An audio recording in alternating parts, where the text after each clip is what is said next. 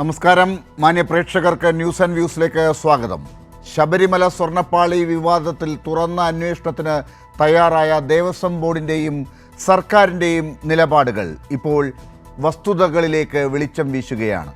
അവതാരങ്ങളെ പോറ്റുന്ന അധികാര ദുർവിനിയോഗത്തിൻ്റെ ഞെട്ടിക്കുന്ന വസ്തുതകൾ പുറത്തു വരുന്നുണ്ട്. 2019 സുപ്രധാന ദേവസ്വം ബോർഡ് തീരുമാനവും അത് ബോർഡ് സെക്രട്ടറി ജയശ്രീ തിരുത്തിയതിൻ്റെ രേഖയും ഇപ്പോൾ പുറത്തു വന്നതായി കാണുന്നുണ്ട്. എവിടെയാണ് തിരിമറി നടന്നത്?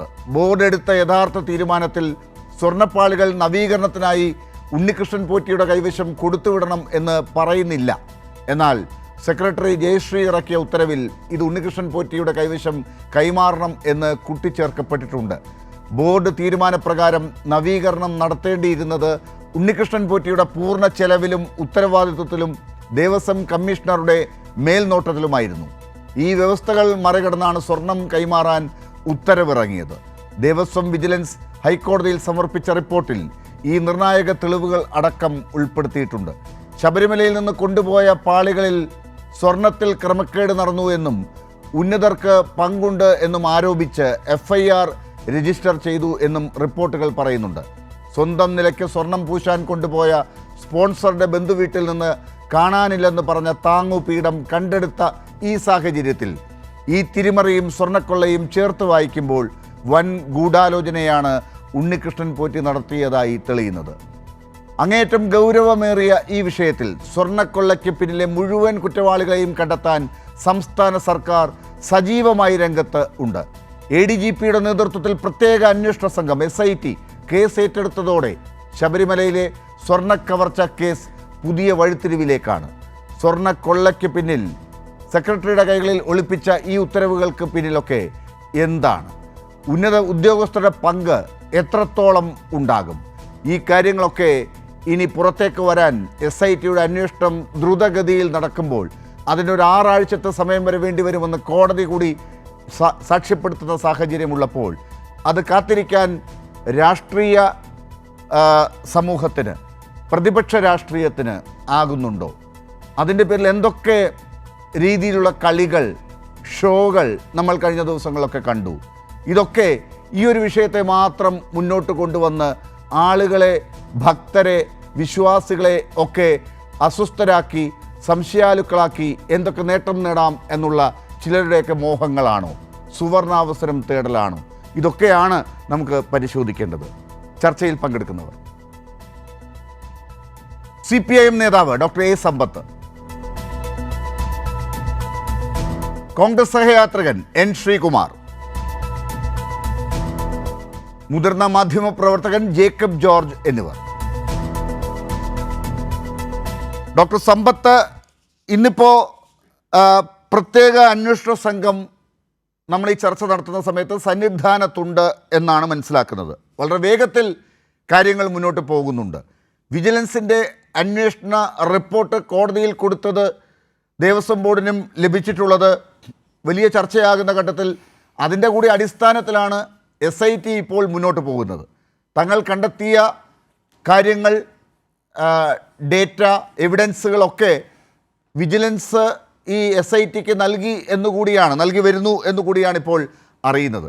കാര്യങ്ങൾ പുറത്തേക്ക് കൃത്യമായി തന്നെ വരാനുള്ള എല്ലാ അർത്ഥത്തിലുമുള്ള നടപടികൾ ഇപ്പോൾ നടന്നു വരുന്നു. SIT കാര്യങ്ങൾ കൃത്യമായി കൊണ്ടുവരുമെന്നൊരു പ്രതീക്ഷ തന്നെയാണ് പൊതുസമൂഹത്തിനുള്ളത്. ഇത് ഏത് രീതിയിലാണ് സർക്കാർ ഈ കാര്യത്തിൽ കാര്യങ്ങളെ കാണുന്നു എന്ന് ജനങ്ങളോട് പറയാൻ താങ്കൾ ആഗ്രഹിക്കുന്നത്? ഡോക്ടർ ലാൽ, കേരളത്തിൻ്റെ മുഖ്യമന്ത്രി ശ്രീ പിണറായി വിജയൻ അസന്നിഗ്ധമായ ഒരു കാര്യം പ്രസ്താവിക്കുകയുണ്ടായി.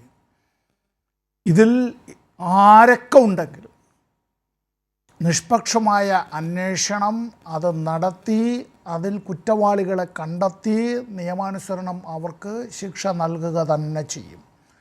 കേരളത്തിലെ സർക്കാരിന് ഇവിടെ ഇക്കാര്യത്തിൽ എന്തെങ്കിലും ഒളിച്ചു വയ്ക്കാനോ ആരെയെങ്കിലും രക്ഷിക്കാനോ അല്ല വസ്തുതാവിരുദ്ധമായി എന്തെങ്കിലും കാര്യങ്ങൾ പ്രചരിപ്പിക്കാനോ ഒന്നും ആഗ്രഹമില്ല.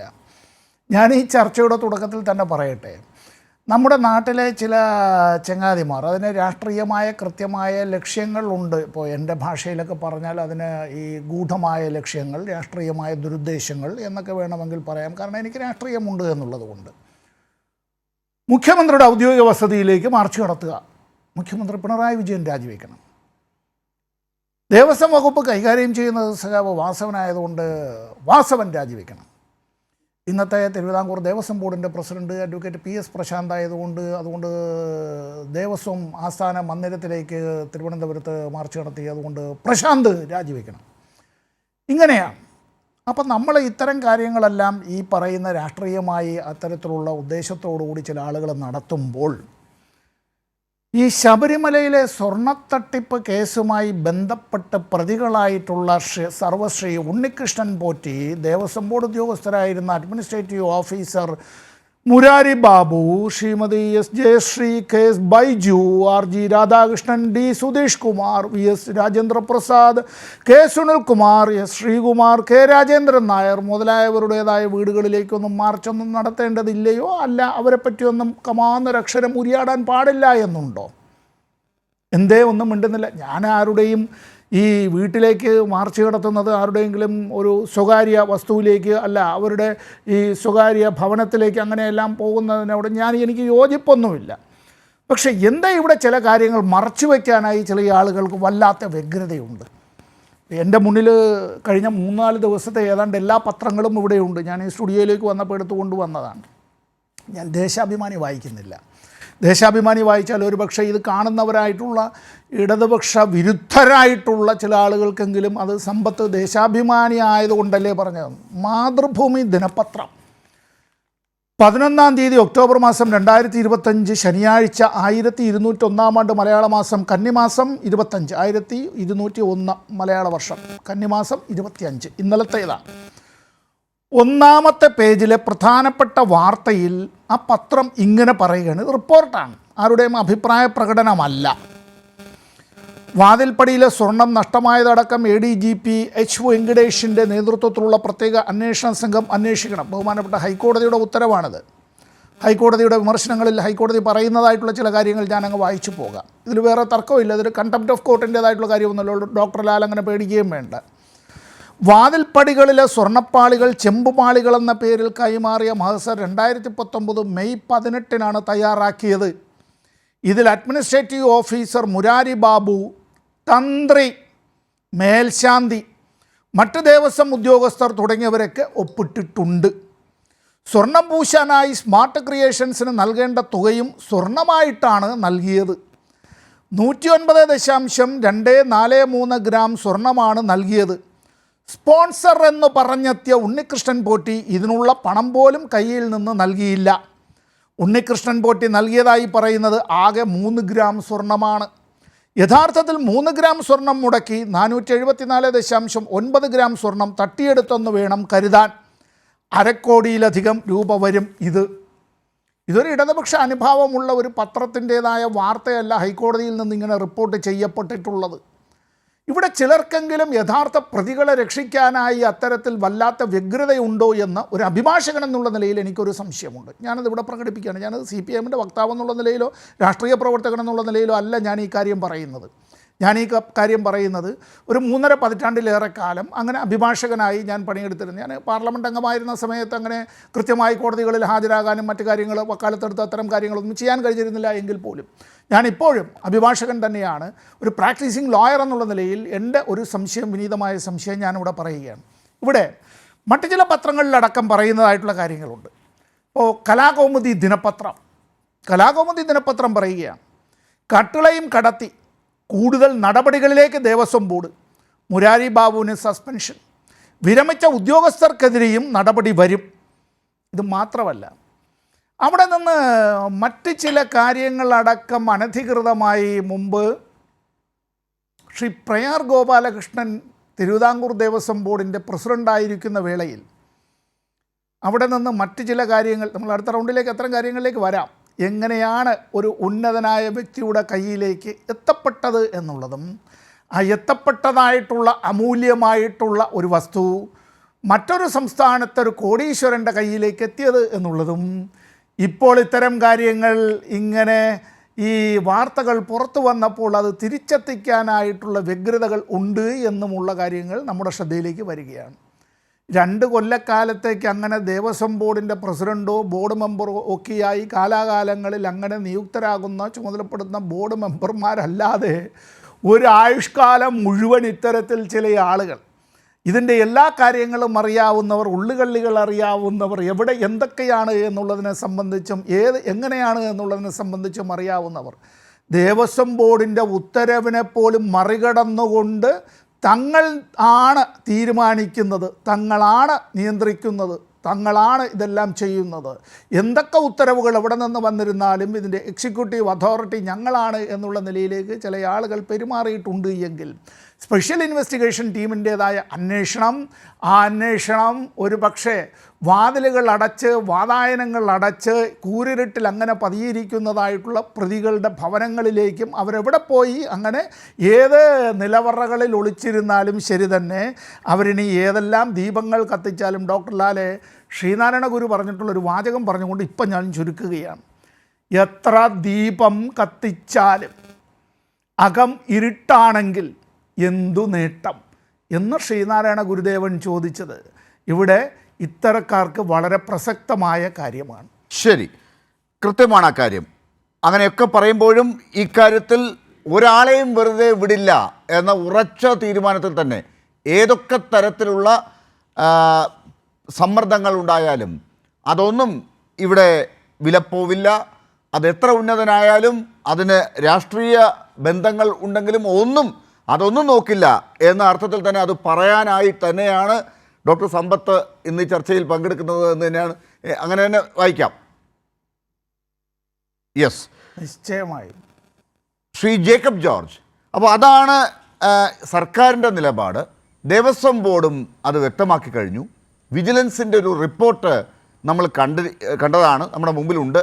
ആ റിപ്പോർട്ടിൽ വന്നിരിക്കുന്ന കാര്യങ്ങൾ വിലയിരുത്തുമ്പോൾ കൃത്യമായി തന്നെ ആരാണ് ഈ സ്വർണത്തിൻ്റെ കാര്യത്തിൽ തട്ടിപ്പിന് ശ്രമിച്ചത് എന്നുള്ളത് കണ്ടെത്തി ജനങ്ങളുടെ മുമ്പിൽ എത്തിക്കുക എന്ന ഒരൊറ്റ ലക്ഷ്യം മാത്രമേ ഉള്ളൂ. അതിനകത്ത് ഏതെങ്കിലും തരത്തിൽ അയാളെ സഹായിച്ച ആളുകൾ എവിടെയെങ്കിലും ഉണ്ടെങ്കിൽ അവരെയും വെറുതെ വിടില്ല എന്ന കൃത്യമായ ഒരു ദിശാബോധം ആ റിപ്പോർട്ട് തയ്യാറാക്കിയതിൽ കാണുന്നുണ്ട് എന്നുകൂടി വിലയിരുത്തപ്പെടേണ്ടതുണ്ട്. അങ്ങനെ വരുമ്പോഴാണ് ഇതാ SIT അടുത്ത ഘട്ടത്തിലേക്ക് കടന്ന് മുന്നോട്ട് പോകുന്നതും കൃത്യമായ രീതിയിൽ കാര്യങ്ങൾ അന്വേഷിക്കുന്നു എന്ന പ്രതീതി നമുക്ക് ഉണ്ടാകുന്നതും. ഇത് പക്ഷേ നമ്മുടെ മാധ്യമ ചർച്ചകളിലോ രാഷ്ട്രീയ ചർച്ചകളിലോ ആ അർത്ഥത്തിൽ ഒരു പ്രതികരണമല്ല ഇപ്പോൾ കാണുന്നത്. പ്രതിപക്ഷം ഇത് ഇപ്പോഴും ഒരു സുവർണാവസരമായി ശബരിമലയിലെ ഈ വിഷയത്തെ കാണുന്നു എന്ന് തന്നെ വിലയിരുത്തേണ്ടി വരുമോ? അല്ലല്ല, ഇപ്പം നമ്മുടെ സമ്പത്ത് ഇവിടെ വിശദീകരിച്ച് പറഞ്ഞതുപോലെ അദ്ദേഹം ഇന്നലത്തെ മാതൃഭൂമി പത്രം, മാതൃഭൂമി ഈ കാര്യത്തിൽ വളരെ വളരെ മുമ്പിലാണ്. ടെലിവിഷൻ ചാനലും മാതൃഭൂമിയുടെ ടെലിവിഷൻ റിപ്പോർട്ടർമാരും മാതൃഭൂമിയുടെ പത്രലേഖകരും എന്ന് തന്നെയാണ് എനിക്ക് തോന്നുന്നത്. പ്രഥമ ദൃഷ്ടിയ എല്ലാ പത്രങ്ങളും മുൻപന്തിയിലാണ്. ബഹുമാനപ്പെട്ട അഡ്വക്കേറ്റ് സമ്പത്ത് പറഞ്ഞതുപോലെ എനിക്കും ഒത്തിരിയും പത്രങ്ങളുണ്ട് എൻ്റെ മുമ്പിൽ. കഴിഞ്ഞ ദിവസങ്ങളിലൊക്കെ പത്രം ഞാൻ ഈ വിഷയം വായിക്കാൻ ഒത്തിരി ഉണ്ട്. വളരെ മനോഹരമായിട്ട് രസകരമായിട്ട് പത്രങ്ങളുടെ കാര്യമാണ് ഞാൻ പറയുന്നത്. പത്രലേഖകർ വളരെ ആസ്വദിച്ച് മുഴുകി ഒരു വലിയ സംഭവത്തെ എങ്ങനെ അനാവരണം ചെയ്യാം എന്ന ഒരു ത്രില്ലിലാണ് അവരൊക്കെ. ഞാനൊക്കെ പെട്ടെന്ന് എൻ്റെ പഴയ പത്രപ്രവർത്തനകാലം ഓർക്കുകയായിരുന്നു. നമ്മളൊക്കെ ഇങ്ങനെയാണ്, ഒരു സംഭവം കിട്ടിയാൽ നമ്മളത് ആഘോഷിക്കും, സംശയമൊന്നുമില്ല. ഞാൻ ഓർക്കുന്നുണ്ട്, നമുക്ക് വേണ്ടപ്പെട്ടവരുടെ കാര്യമാണെങ്കിലും നമ്മളത് ആഘോഷിക്കും. കാരണം അങ്ങനെയാണ് കേരളത്തിലെ പത്രപ്രവർത്തകർ, അങ്ങനെയാണ് മാധ്യമപ്രവർത്തകർ എന്ന് തന്നെ പറയാം. പ്രത്യേകിച്ച് പത്രലേഖകർ, മനോരമയാണെങ്കിലും മാതൃഭൂമിയാണെങ്കിലും ദേശാഭിമാനിയാണെങ്കിലും എല്ലാവരും ഗംഭീരമായിട്ട് റിപ്പോർട്ട് ചെയ്തിട്ടുണ്ട്. ഇതിൻ്റെ നാൾവഴികൾ. രണ്ടാമതൊരു കാര്യം ഞാൻ പറയാൻ ആഗ്രഹിക്കുന്നത്, ഇത് ദേവസ്വം ബോർഡിൻ്റെ വിജിലൻസ് വിഭാഗമാണ് ഇതിൻ്റെ അകത്തെ പ്രാഥമിക അന്വേഷണം നടത്തിയിരിക്കുന്നത്. ദേവസ്വം ബോർഡിൻ്റെ സ്വന്തം വിജിലൻസ്, സർക്കാരിൻ്റെ ദേവസ്വം ബോർഡ് ആ ദേവസ്വം ബോർഡിൻ്റെ സ്വന്തം വിജിലൻസ് വിഭാഗമാണ് ഇതേക്കുറിച്ച് വിശദമായിട്ട് അന്വേഷിച്ച് നേരെ ഹൈക്കോടതിക്ക് റിപ്പോർട്ട് കൊടുത്തിരിക്കുന്നത്. അപ്പോൾ അവർക്ക് ഇതേക്കുറിച്ചൊരു നല്ല ഗ്രാഹ്യം ഉണ്ടായിക്കഴിഞ്ഞിരിക്കുന്നു. ആ ഗ്രാഹ്യം അടിസ്ഥാനമാക്കി തന്നെയാണ് വിശദമായ റിപ്പോർട്ട് കോടതിക്ക് കൊടുക്കേണ്ടതാണ്, ഹൈക്കോടതിക്ക് കൊടുക്കേണ്ട റിപ്പോർട്ടാണ്. അവിടെ കുഞ്ഞുകളി പറ്റില്ല, വിട്ടുവീഴ്ച പറ്റില്ല, ഒരു അവധാനതയും പറ്റില്ല, ഒരു വീഴ്ചയും ഉണ്ടായിക്കൂടാ, ഒരു പിഴവും വന്നുകൂടാ. ഒരു പിഴവുമില്ലാതെ വളരെ സൂക്ഷിച്ച് വളരെ ശ്രദ്ധിച്ച് ദേവസ്വം ബോർഡിലെ വിജിലൻസ് ഉദ്യോഗസ്ഥന്മാർ കണ്ടുപിടിച്ചു. അതായത് ചുരുക്കി പറഞ്ഞാൽ അതിൻ്റെ അകത്ത് എല്ലാം ഉണ്ട്. ദേവസ്വം ബോർഡ് ഉദ്യോഗസ്ഥർ എന്ന് പറഞ്ഞാൽ, ദേവസ്വം ബോർഡിലെ വിജിലൻസ് ഉദ്യോഗസ്ഥർ എന്ന് പറഞ്ഞാൽ സർക്കാരിൻ്റെ തന്നെ ഉദ്യോഗസ്ഥരാണ്. അവർ തന്നെയാണ് ഇത് കണ്ടുപിടിച്ചിരിക്കുന്നത്. അതുകൊണ്ട് ഇതിൽ വലുതായിട്ട് ആശങ്കയ്ക്ക് ഇനി വഴിയില്ല. പക്ഷേ പോകാനുള്ളത് പോയി, അത് തിരിച്ചു പിടിക്കുക എന്നുള്ളത് അത്യാവശ്യമാണ്. കോടീശ്വരനെങ്കിൽ കോടീശ്വരൻ, ഉണ്ണികൃഷ്ണൻ പോറ്റിയെങ്കിൽ പോറ്റി, ആരാണെങ്കിലും ഏത് വലിയ കക്ഷിയാണെങ്കിലും ഭഗവാന്റെ ചുറ്റും നിന്ന് പൂജ നടത്തുന്നവരാണെങ്കിലും എല്ലാവരെയും പിടികൂടണം. അത് ഹൈക്കോടതിയുടെ മേൽനോട്ടത്തിലാണ് നടക്കുന്നത്. അത് കിട്ടി. ഇപ്പോഴേ അതിനകത്ത് രാഷ്ട്രീയം കലർത്തിയിട്ട് കാര്യമില്ല. എന്തൊക്കെയാണെങ്കിലും കുറേ വർഷങ്ങളായിട്ട് നടക്കുന്ന കൊള്ളയാണ്, പകൽ കൊള്ളയാണിത്. ആ കൊള്ള കണ്ടുപിടിക്കാനുള്ള ആദ്യത്തെ ഒരു രേഖ അത് ദേവസ്വം വിജിലൻസിൻ്റെ റിപ്പോർട്ടാണ്. തയ്യാറായി കഴിഞ്ഞു. അതിനെ അടിസ്ഥാനമാക്കി എസ് വെങ്കടേഷ് ADGP അദ്ദേഹം കേരള പോലീസിലെ വളരെ മിടുക്കനായ CBIയിൽ വരെ ഉദ്യോഗം നോക്കിയിട്ടുള്ളൊരു ഉദ്യോഗസ്ഥനാണ്. ആന്ധ്രാപ്രദേശുകാരനാണ്. ഒരു വിട്ടുവീഴ്ചയും ചെയ്യാത്ത, വളരെ ഗൗരവത്തോടുകൂടി കാര്യഗൗരവത്തോടുകൂടി കാര്യങ്ങളെ കാണുകയും അന്വേഷിക്കുകയും ചെയ്യുന്നൊരു മുതിർന്ന ഉദ്യോഗസ്ഥനാണ്. പരിചയസമ്പന്നനാണ്. CBIയിലും പ്രവർത്തന പരിചയമുണ്ട്. അദ്ദേഹത്തിൻ്റെ പ്രവർത്തന പരിചയം ഇവിടെ മുതൽക്കൂട്ടാവും. തീർച്ചയായിട്ടും ഗംഭീരമായൊരു അന്വേഷണം. ഇത് കേരളം നോക്കിയിരിക്കുന്ന അന്വേഷണമാണ്. കേരളം കാത്തിരിക്കുകയാണ്. ഓരോ ദിവസവും ടെലിവിഷൻ ചാനൽ കാണാൻ, പുതിയ വാർത്തകൾ കാണാൻ, പത്രങ്ങൾ രാവിലെ മുന്നിൽ എത്താൻ, പുതിയ വിവരങ്ങൾ അറിയാൻ ജനങ്ങൾ നോക്കിയിരിക്കുകയാണ്. അതിനകത്ത് ഭഗവാൻ അയ്യപ്പൻ്റെ ശിഷ്യന്മാരെന്നോ അയ്യപ്പ ഭക്തന്മാരെന്നോ ഒന്നില്ലേ, കേരളം മുഴുക്കി നോക്കിയിരിക്കുകയാണ്. ഭഗവാന്റെ സ്വർണം, സമ്പത്ത്, അതും ചില്ലറ കാര്യമൊന്നുമല്ല ഇല്ലാലേ. കിലോ കണക്കിനെ അടിച്ചു മാറ്റിയവർ ആരാണെങ്കിലും അവർ പിടിയിലാവണം, യാതൊരു സംശയമില്ല. ആ കാര്യത്തിൽ ഗവൺമെൻറ് വളരെ പോസിറ്റീവായിട്ട് തന്നെയാണ് നീങ്ങുന്നത് എന്നാണ് ഞാൻ മനസ്സിലാക്കിയിട്ടുള്ളത് എന്ന് മാത്രമേ എനിക്കിപ്പോൾ പറയാനുള്ളൂ.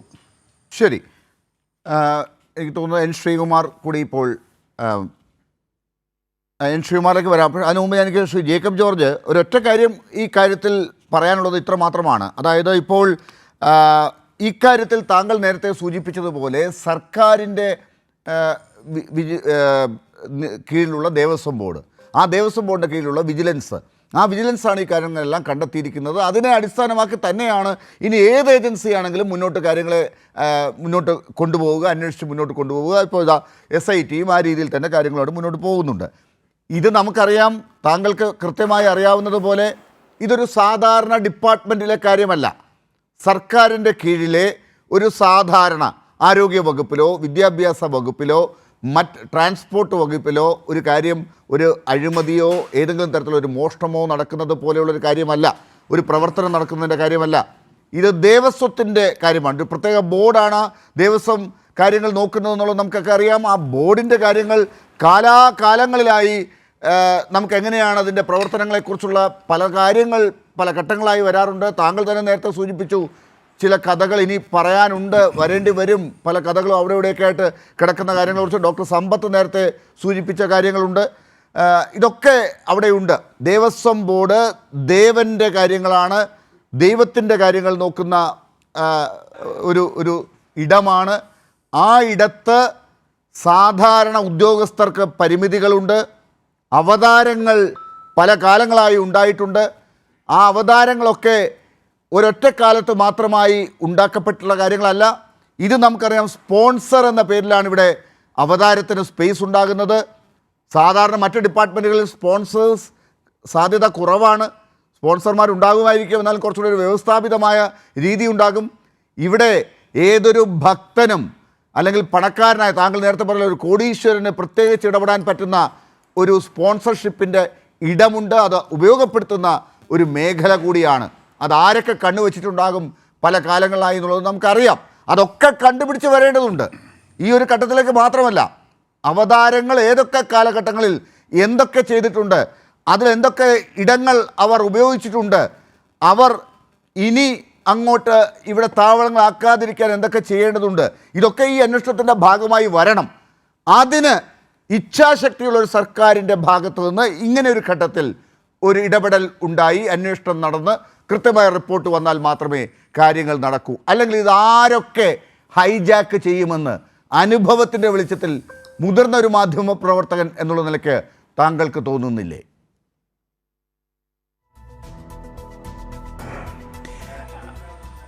ഞാനൊരു കാര്യം പറയട്ടെ. കേരള പോലീസ് നമ്മൾ അടുത്ത കാലത്തെ ചില വലിയ വലിയ കേസുകളൊക്കെ നോക്കിയാൽ കേരള പോലീസിനെ അന്വേഷിക്കാൻ ഒരുപക്ഷേ ഇന്ത്യയിൽ ഏറ്റവും മികച്ച അന്വേഷണ മികവുള്ള ഒരു പോലീസ് സംഘമാണ് കേരളത്തിലത്. പോലീസ് സേനയാണ് കേരളത്തിലത്. യാതൊരു സംശയമില്ല കാര്യത്തിൽ. ഏത് പിടികിട്ടാപ്പുള്ളിയെയും രാഖി രാമായണം പിടികൂടി കൊണ്ടുവന്ന കഥ, ഈവൻ സൈബർ സെക്യൂരിറ്റി വിഷയത്തിൽ പോലും ഒറീസയിലും അങ്ങ് മറ്റ് സംസ്ഥാനങ്ങളിലും എവിടെ പോയി ഒളിച്ചാലും പിടിച്ചു വരുവാനുള്ള ശേഷി കേരള പോലീസിനുണ്ട്. അതുകൊണ്ട് ഇത് നിസ്സാരമാണ്. ഇത് പ്രതികളൊക്കെ ശബരിമലയിലുള്ളവരാണ്. ശബരിമലയിൽ അയ്യപ്പ ഭക്തന്മാരായിട്ട് അയ്യപ്പൻ്റെ സേവകരായിട്ട് അഭിനയിക്കുന്നവരാണ്. അവരാണ് അവിടെ സ്വാമിയുടെ സ്വർണ്ണാഭരണങ്ങൾ കട്ടെടുത്തിരിക്കുന്നത്. ഇങ്ങനെ ആയിരുന്നെങ്കിൽ അവരെ മേൽക്കൂര അടിച്ചുകൊണ്ട് പോയില്ലല്ലോ. അവിടേക്കാണ് 10-40 കിലോ സ്വർണ്ണം ഇരിപ്പുണ്ട്, മേൽക്കൂരയും ഒക്കെ ആയിട്ട്. അവിടെയൊക്കെ സ്വർണം പൊതിഞ്ഞ് വെച്ചിരിക്കുകയാണ്. അത് അടിച്ചുകൊണ്ട് പോകാഞ്ഞത് നമ്മുടെയും ശബരിമലയുടെയും ഭാഗ്യം എന്നേ പറയേണ്ടൂലേ. ശരിക്കും ഇതൊക്കെ ഉണ്ണികൃഷ്ണൻ പോറ്റി കൊണ്ടു നടന്നപ്പോഴും അദ്ദേഹം വഴിനീളെ പൂജ നടത്തിയപ്പോഴും പൂജ നടത്തുന്നത് കാശ് പിരിക്കാനാണ് എന്ന് എല്ലാവർക്കും അറിയാവുന്ന കാര്യമാണല്ലോ. അങ്ങനെയൊക്കെ കാശും പിരിച്ച് ബാംഗ്ലൂരിൽ കൊണ്ടുവന്നു, ഹൈദരാബാദിൽ കൊണ്ടുപോകുന്നു, ചെന്നൈയിൽ കൊണ്ടുപോകുന്നു. അവിടെ നിന്നൊക്കെ എന്തുമാത്രം അയ്യപ്പ ഭക്തരാണെന്നറിയാമോ ശബരിമലയിൽ വരുന്നത്? അയ്യോ, ധാരാളം പേർ അവിടെ ശരണം വിളിച്ച് മല കയറി വരുന്ന പണക്കാരധികവും. അവിടെ കുറ്റിയടിച്ച് കിടക്കുന്ന ഏജൻറ്റുമാർ ഇഷ്ടം പോലെയുണ്ട് ശബരിമല. ഒരു കാര്യം പറയാം, ശബരിമല പലർക്കും ഒരു ഭക്തരുടെ കേന്ദ്രമാണെങ്കിൽ പോലും അതൊരു വലിയ കച്ചവട കേന്ദ്രം കൂടിയാണ്. അതിനെ കച്ചവട കേന്ദ്രമാക്കിയവരാണ് ഇതിൻ്റെ പിന്നിലുള്ളത്. അത് സ്വന്തം സ്വർണ്ണം, അവിടുത്തെ ശബരിമലയിലെ സ്വന്തം സ്വർണം അടിച്ചു മാറ്റാൻ ശേഷിയുള്ള വലിയ ഭീകരന്മാരാണ് അവർ. അത് കണ്ടുപിടിക്കാൻ കഴിയുന്നത് തീർച്ചയായിട്ടും വലിയ കാര്യം തന്നെയാണ്. ആ രംഗത്ത് വളരെ ശക്തമായിട്ട് തന്നെയാണ് ഇപ്പോൾ ഇതുവരെയുള്ള നീക്കം. യാതൊരു സംശയമില്ല. കണ്ണനത്ത് ഹൈക്കോടതിയുടെ മേൽനോട്ടമുണ്ട്. ഹൈക്കോടതി കൃത്യമായിട്ട് ഇത് മോണിറ്റർ ചെയ്യുന്നുണ്ട്. ആ റിപ്പോർട്ട് ദേവസ്വം ബോർഡിൻ്റെ വിജിലൻസ് വിഭാഗം സമർപ്പിച്ച റിപ്പോർട്ട് അവർ വളരെ വിദഗ്ധമായിട്ട് വായിച്ചു നോക്കുകയും ബഹുമാനപ്പെട്ട ഹൈക്കോടതി വായിച്ചു നോക്കുകയും അതനുസരിച്ച് പ്രത്യേക കമ്മിറ്റികളൊക്കെ പാസ്സാക്കുകയും ചെയ്തു. ഇതിൻ്റെ അകത്ത് ലക്ഷ്യം വെച്ച് തന്നെയാണ് ഉദ്യോഗസ്ഥന്മാർ നീങ്ങുന്നത്. വളരെ എളുപ്പമാണ് ഇനിയും പോലീസിന് കണ്ടുപിടിക്കാൻ. എളുപ്പമാണ്. അവരുടെ തൊട്ട് മുമ്പിൽ തന്നെയുണ്ട് പ്രതികൾ. ആ പ്രതികളെ ഒന്നും ചോദ്യം ചെയ്യേണ്ടതേ ഉള്ളൂ. മണിക്കൂറുകൾ. കേരള പോലീസാണെന്ന് ഞാൻ നേരത്തെ പറഞ്ഞു. കേരള പോലീസിന് തന്നെ കഴിവുണ്ട്, മികവുണ്ട്, തൻ്റെ ഇടമുണ്ട്, ശക്തിയുണ്ട്, കരുത്തുണ്ട്. അതുകൊണ്ട് കേരള പോലീസിനെ സംബന്ധിച്ച് ഇതിനൊന്നും ഒരു പ്രയാസവുമുള്ള ഏതാനും മണിക്കൂറുകൾക്കുള്ളിൽ തന്നെ ഇത് മുഴുക്കുകയും കണ്ടുപിടിച്ച് കൈത്തരാൻ ഹൈക്കോടതി പറഞ്ഞേക്കുന്ന സമയമൊന്നും 6 മാസം അത്രയൊന്നും സമയമൊന്നും ആവശ്യമില്ല. വളരെ നിസ്സാരമായിട്ട് തന്നെ കേരള പോലീസ് ഇത് കണ്ടുപിടിക്കും എന്ന കാര്യത്തിൽ യാതൊരു സംശയമില്ല. ആർക്കും ആശങ്കയും വേണ്ട. യെസ്, എൻ ശ്രീകുമാർ നോക്കൂ. അപ്പോൾ അങ്ങനെയാണ് പൊതുവേ ഉള്ള വിലയിരുത്തൽ. അങ്ങനെ തന്നെയാണ് കാര്യങ്ങൾ. അത്ര വേഗത്തിൽ തന്നെയാണ് കാര്യങ്ങൾ മുന്നോട്ട് പോകുന്നത്. അതാണ് നമുക്കും വേണ്ടത്. അതിന് ഇനി വേഗത കുറയ്ക്കേണ്ടതില്ല. അത് എത്രയും പെട്ടെന്ന് ആ കാര്യങ്ങൾ നടക്കാൻ വേണ്ടിയുള്ള അന്വേഷണത്തിലേക്ക് SITയും കൃത്യമായി നീങ്ങുന്നു. രാപ്പകലില്ലാതെ നീങ്ങുന്ന കാഴ്ചയാണ് നമ്മൾ കാണുന്നത്. അവിടെ ഇനി എത്രയും വേഗം ആ അന്വേഷണം നടത്തി വരുന്ന കൃത്യമായി കാര്യങ്ങൾ കണ്ടെത്തി വിശ്വാസികളെയും നമ്മുടെ പൊതുസമൂഹത്തെയും തൃപ്തിപ്പെടുത്തുന്ന ആ ഒരു കണ്ടെത്തലിലേക്ക്, ആ ഒരു നടപടിയിലേക്ക് എത്തുന്ന ആ മണിക്കൂറിന് വേണ്ടി, ആ നിമിഷത്തിന് വേണ്ടി നമുക്ക് കാത്തിരിക്കാം. ആ കയ്യടിക്കായി. അങ്ങനെയല്ലേ എൻ ശ്രീകുമാർ? ഡോക്ടർ ലാലെ, ശബരിമലയിൽ ശ്രീ ധർമ്മശാസ്താവിൻ്റെ സ്വർണം 1998 വിജയമല്യ തയ്യാറാക്കി കൊടുത്ത്, അതായത് സ്വർണം പാളികളാക്കി അതൊക്കെ പൊതിഞ്ഞു കൊടുത്തതിന് ശേഷം നടന്നിട്ടുള്ള സ്വർണ്ണക്കൊള്ള, അതായത് പവൻ കണക്കിന് സ്വർണം അവിടുന്ന് കാണാതായിട്ടുണ്ടെന്നാണ് പറയുന്നത്. അക്കാര്യത്തെക്കുറിച്ച് അന്വേഷിക്കാൻ ഹൈക്കോടതി നേരിട്ട് തീരുമാനിച്ചു. ഹൈക്കോടതി ഒരു സ്പെഷ്യൽ അന്വേഷണ സംഘത്തെ നിയോഗിച്ചു. ആ അന്വേഷണ സംഘത്ത് 6 ആഴ്ചയ്ക്കുള്ളിൽ റിപ്പോർട്ട് കൊടുക്കാൻ പറഞ്ഞിട്ടുണ്ട്. അതിനുമുമ്പ് വിജിലൻസിനെ ഹൈക്കോടതി നിയമിച്ചു. അപ്പോൾ ചുരുക്കം പറഞ്ഞാൽ ഹൈക്കോടതി കേരളത്തിലെ വിശ്വാസികളെ രക്ഷിച്ചു എന്നുള്ളതാണ്. ഒരു ജനാധിപത്യ സംവിധാനം നിലവിലുള്ള ഇവിടെ സർക്കാർ എന്തുകൊണ്ട് ഇത്രയും മടിച്ചു നിന്നു എന്നൊരു ചോദ്യം അവിടെ അവശേഷിക്കുമ്പോൾ കോടതിയിൽ ജനങ്ങൾക്ക് വളരെ വിശ്വാസം വരികയാണ്. അപ്പോൾ കോടതി എന്തായാലും അന്വേഷണം നടത്തുമ്പോൾ അത് ഗവൺമെൻറ്റിൻ്റെ ഒരു അന്വേഷണമാണ് എന്ന രീതിയിലേക്കുള്ള വ്യാഖ്യാനത്തിലേക്കൊക്കെ കൊണ്ടുവരുന്നുണ്ട് ചിലർ. അത് പിന്നെ അവരുടേതായ രാഷ്ട്രീയമൊക്കെ ആയിക്കോട്ടെ, അത് അങ്ങനെ തന്നെ നടക്കട്ടെ. പക്ഷേ എന്തായാലും ഒരു കയ്യടിക്ക് വേണ്ടി തന്നെ കാത്തിരിക്കാം. ഹൈക്കോടതി അത് കണ്ടുപിടിക്കും എന്നുള്ളത് നമുക്ക് ഉറപ്പാണ്. കാരണം ഹൈക്കോടതിയുടെ മേൽനോട്ടത്തിലാണ്. റിപ്പോർട്ടെല്ലാം ഹൈക്കോടതിക്ക് കൊടുക്കാവൂ, വേറെ ആർക്കും കൊടുക്കാൻ പാടില്ല എന്നൊക്കെ പറയുമ്പോൾ നേരിട്ട് ഹൈക്കോടതിയാണ്. ഒരു ഗവൺമെൻറ് സംവിധാനത്തിലും അതിന് റിപ്പോർട്ട് കൊടുക്കേണ്ട ബാധ്യതയുമില്ല. എൻ ശ്രീകുമാർ, താങ്കൾ ഹൈക്കോടതിയെ ആ നല്ല രീതിയിൽ തന്നെ പറയുമ്പോൾ നമുക്കെല്ലാം ആ കയ്യടി ഹൈക്കോടതിക്ക് തന്നെ കൊടുക്കേണ്ടതുണ്ട്, അതിൽ നമ്മൾ ഇടപെടേണ്ട കാര്യമേ ഇല്ല. പക്ഷേ ഹൈക്കോടതി കൃത്യമായി ഉപയോഗിക്കുന്ന സംവിധാനം സർക്കാരിൻ്റേത് കൂടിയാണ്, നമ്മൾ അത് അംഗീകരിക്കേണ്ടതുണ്ട്. സർക്കാരിന് നമുക്ക് രാഷ്ട്രീയമായ എത്ര എതിർപ്പുകളുണ്ടെങ്കിലും ഇക്കാര്യത്തിൽ നമ്മൾ സർക്കാരിൻ്റെ ആ സംവിധാനത്തെ അവർ ഒരു തരത്തിലും അവരുടെ രാഷ്ട്രീയ ബോസുമാരുടെ ഏതെങ്കിലും തരത്തിലുള്ള നിർദ്ദേശമോ അല്ലെങ്കിൽ അവരുടെ ബോസുമാരുടെ നിർദ്ദേശം ഇങ്ങനെയാണ് എന്ന് തന്നെ കാണേണ്ടി വരില്ല. അങ്ങനെയാണെങ്കിൽ ഇതിൽ അനാവശ്യമായി അവർ ഇടപെടാത്ത ഒരു ബോസുമാരാണ് തൽക്കാലം ഈ കേസുകൾ അന്വേഷിക്കാൻ ഹൈക്കോടതിക്ക് ഇങ്ങനെ കീഴ്പ്പെട്ട് കൊടുത്തിരിക്കുന്ന ഉദ്യോഗസ്ഥർ എന്ന് തന്നെ കാണണ്ടേ? അല്ല, ഹൈക്കോടതിക്ക് സ്വന്തമായ പോലീസ് സംവിധാനമൊന്നും ഇല്ലല്ലോ. അപ്പോൾ ഗവൺമെൻറ്റിൻ്റെ പോലീസിനെ തന്നെ ഉപയോഗിക്കണം. ആ പോലീസിനെ ഇപ്പോൾ അതിലൊരു SP ഉണ്ട്, ശശിധരൻ. ഈ ശശിധരൻ SP-യെ ഒരു 2-3 ആഴ്ച മുമ്പ്, ഏതാണ്ട് 1 മാസം മുമ്പ് മറ്റൊരു കേസുമായി ബന്ധപ്പെട്ട അന്വേഷണത്തിൽ നിന്ന് മാറ്റണം എന്ന് ഗവൺമെൻറ് പറഞ്ഞിരുന്നു. അത് വേറൊരു സമുദായ നേതാവുമായി ബന്ധപ്പെട്ടൊരു കേസാണ്. അന്ന് കോടതിയെ സമ്മതിച്ചില്ല. ആ SP ശശിധരനും ഈ അന്വേഷണ സംഘത്തിലുണ്ട് എന്നുള്ളത് പ്രത്യേകം ഞാനിവിടെ ഓർമ്മിപ്പിക്കുകയാണ്. അപ്പോൾ ഇവിടെ 1999 മുതൽ ഇങ്ങോട്ടുള്ളതാണ് ഈ നമ്മുടെ ഈ സ്വർണ്ണവുമായി ബന്ധപ്പെട്ട ഗവൺമെൻറ്റുകൾ വന്നിട്ടുള്ളത്, ദേവസ്വം ബോർഡുകൾ വന്നിട്ടുള്ളത്. അതിലൊരു 3-4-5 ഗവൺമെൻറ്റുകൾ വന്നതിൽ UDFൻ്റെ ഗവൺമെൻറ് 2 ഗവൺമെൻറ്റാണ്, ബാക്കി ഒരു 3-4 ഗവൺമെൻറ് LDFൻ്റെയാണ്. UDF ഭരിക്കുമ്പോഴല്ല ഈ സ്വർണം ശബരിമലയിൽ നിന്ന് കടത്തുമായി ബന്ധപ്പെട്ട പ്രശ്നം ഉണ്ടായിട്ടുള്ളത് എന്നുള്ളതും ശ്രദ്ധിക്കേണ്ടതായിട്ടുണ്ട്.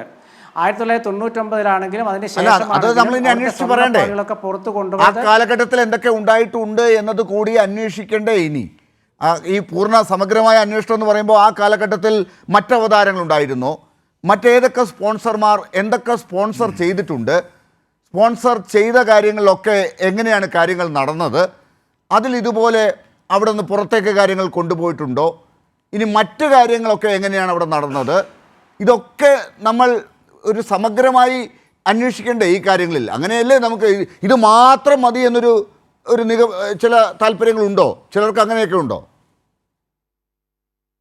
ഒരു താല്പര്യമില്ല, എല്ലാം അന്വേഷിക്കണം. കാരണം ഞാൻ ഡോക്ടർ ലാലിനോടൊരു കാര്യം പറയാം.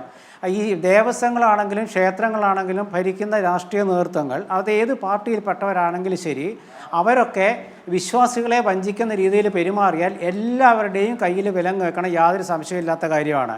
കാരണം അത് ദേവസ്വങ്ങളിലേക്ക് കൊടുക്കുന്ന ഫണ്ട് എന്ന് പറഞ്ഞാൽ അത് ഭക്തർ കൊടുക്കുന്ന പണമാണ്. ആ പണം ദുരുപയോഗം ചെയ്യുന്നവരാരായാലും അതിൽ ഇന്ന രാഷ്ട്രീയ പാർട്ടി എന്നൊന്നുമില്ല. ഇവിടെ വിഷയം നമ്മളുടെ ഈ സ്വർണ്ണക്കടത്താണ് എന്നുള്ളത് കൊണ്ട് മാത്രം, ശബരിമലയിലെ സ്വർണ്ണക്കടത്താണ് വിഷയം എന്നുള്ളത് കൊണ്ട് മാത്രം ഞാൻ അതിലൊതുങ്ങി നിൽക്കുകയാണ്.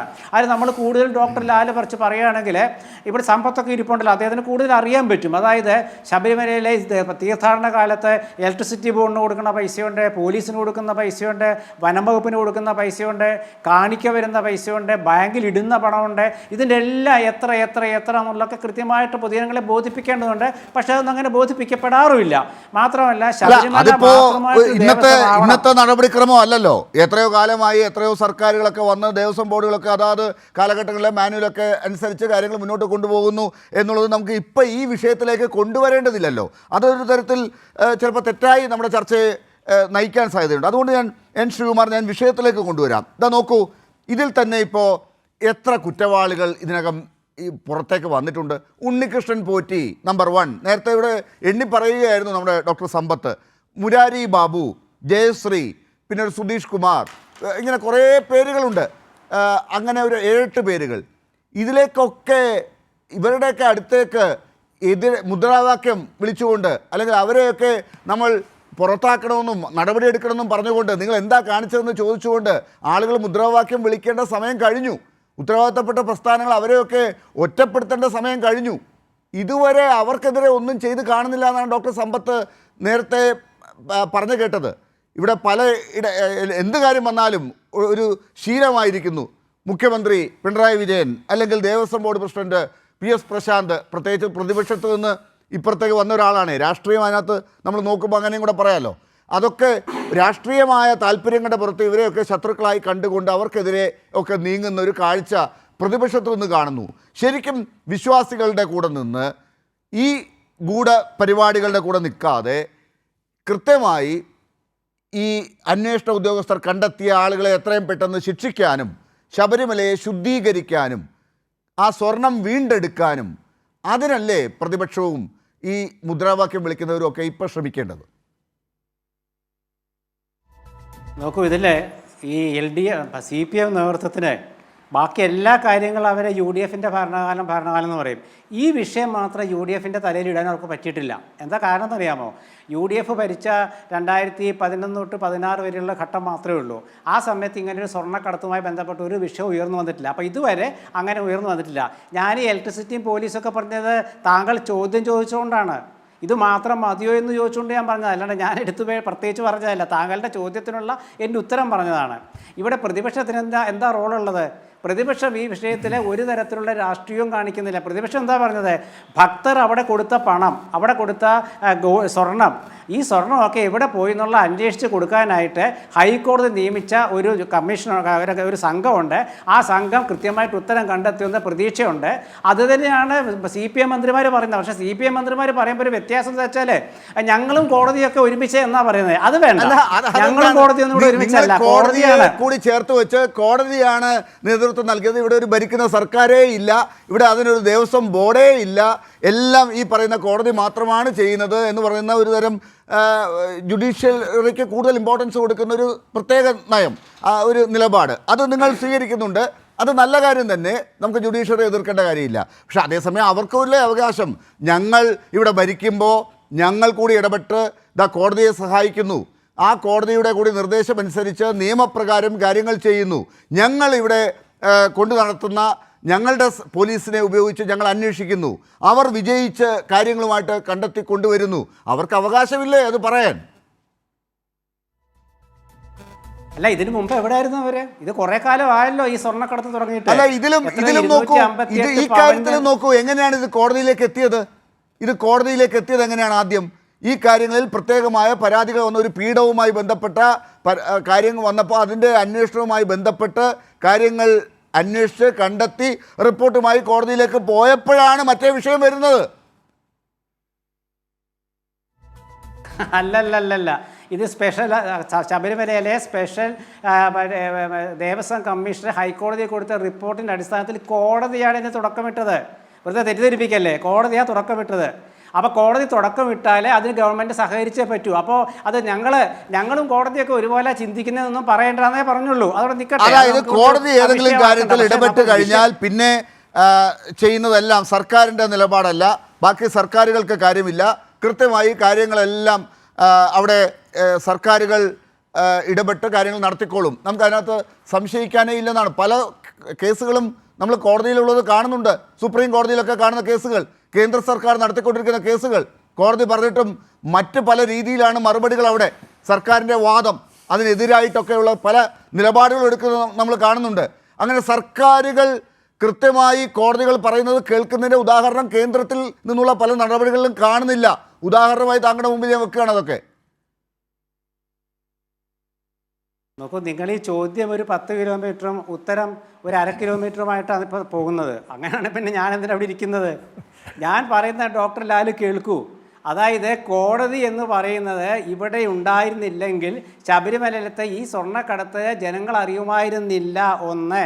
രണ്ടാമത്തെ കാര്യം, ഇവിടെ ഭരിച്ച ദേവസ്വത്തിൻ്റെ CPM-ൻ്റെ ദേവസ്വം മന്ത്രിമാരും CPM-ൻ്റെ ദേവസ്വം പ്രസിഡന്റുമാരും ഇതിന് ഉത്തരവാദികളാണ്. 2. ഇതിന് രാഷ്ട്രീയ നേതൃത്വം, കേരളം ഭരിക്കുന്ന LDF-ൻ്റെ നേതൃത്വവും മുഖ്യമന്ത്രി പിണറായി വിജയനും ഇതിന് ഉത്തരം പറയേണ്ടതാണ്. 3. ഇതിലെ പ്രധാനപ്പെട്ട കാരണം എന്താണെന്ന് വെച്ചാൽ ഇത്രയും കാലം ഇത് സംബന്ധിച്ച എല്ലാ കാര്യങ്ങളും പുറത്തു വന്നിട്ടുള്ളത് ദേവസ്വം മന്ത്രിയായിരുന്ന G. സുധാകരൻ, ദേവസ്വം ബോർഡ് മുൻ പ്രസിഡന്റുമാരായ A. പത്മകുമാർ, അനന്തഗോപൻ, ഇപ്പോഴത്തെ പ്രസിഡന്റ്, ഇവരൊക്കെ പറയുന്നതാണ് പത്രങ്ങളിലൂടെ നമ്മൾ അറിയുന്നത്. ഇത് UDF-ൻ്റെ തലയിലേക്ക് ഇതുവരെ ഇടാൻ ഒരു അവസരം അവർക്ക് കിട്ടിയിട്ടില്ല. അത് കിട്ടില്ല, അത് വേറെ വിഷയം, കിട്ടിയിട്ടില്ല. അപ്പോൾ അതുകൊണ്ട് ഇവിടെ ഗവൺമെൻറ് സഹകരിച്ചോട്ടെ, നല്ല കാര്യമാണ്, ദേവസ്വത്തിൻ്റെ കാര്യമാണ്. പക്ഷേ ഒരു ചോദ്യം എന്താണെന്ന് വെച്ചാൽ 2022 ശ്രദ്ധിക്കണം, 2022 തിരുവിതാംകൂർ ദേവസ്വത്തിലെ ബിജു എന്ന് പറയുന്ന ഒരു SP, ഒരു വിജിലൻസ് SP ഉണ്ടായിരുന്നു.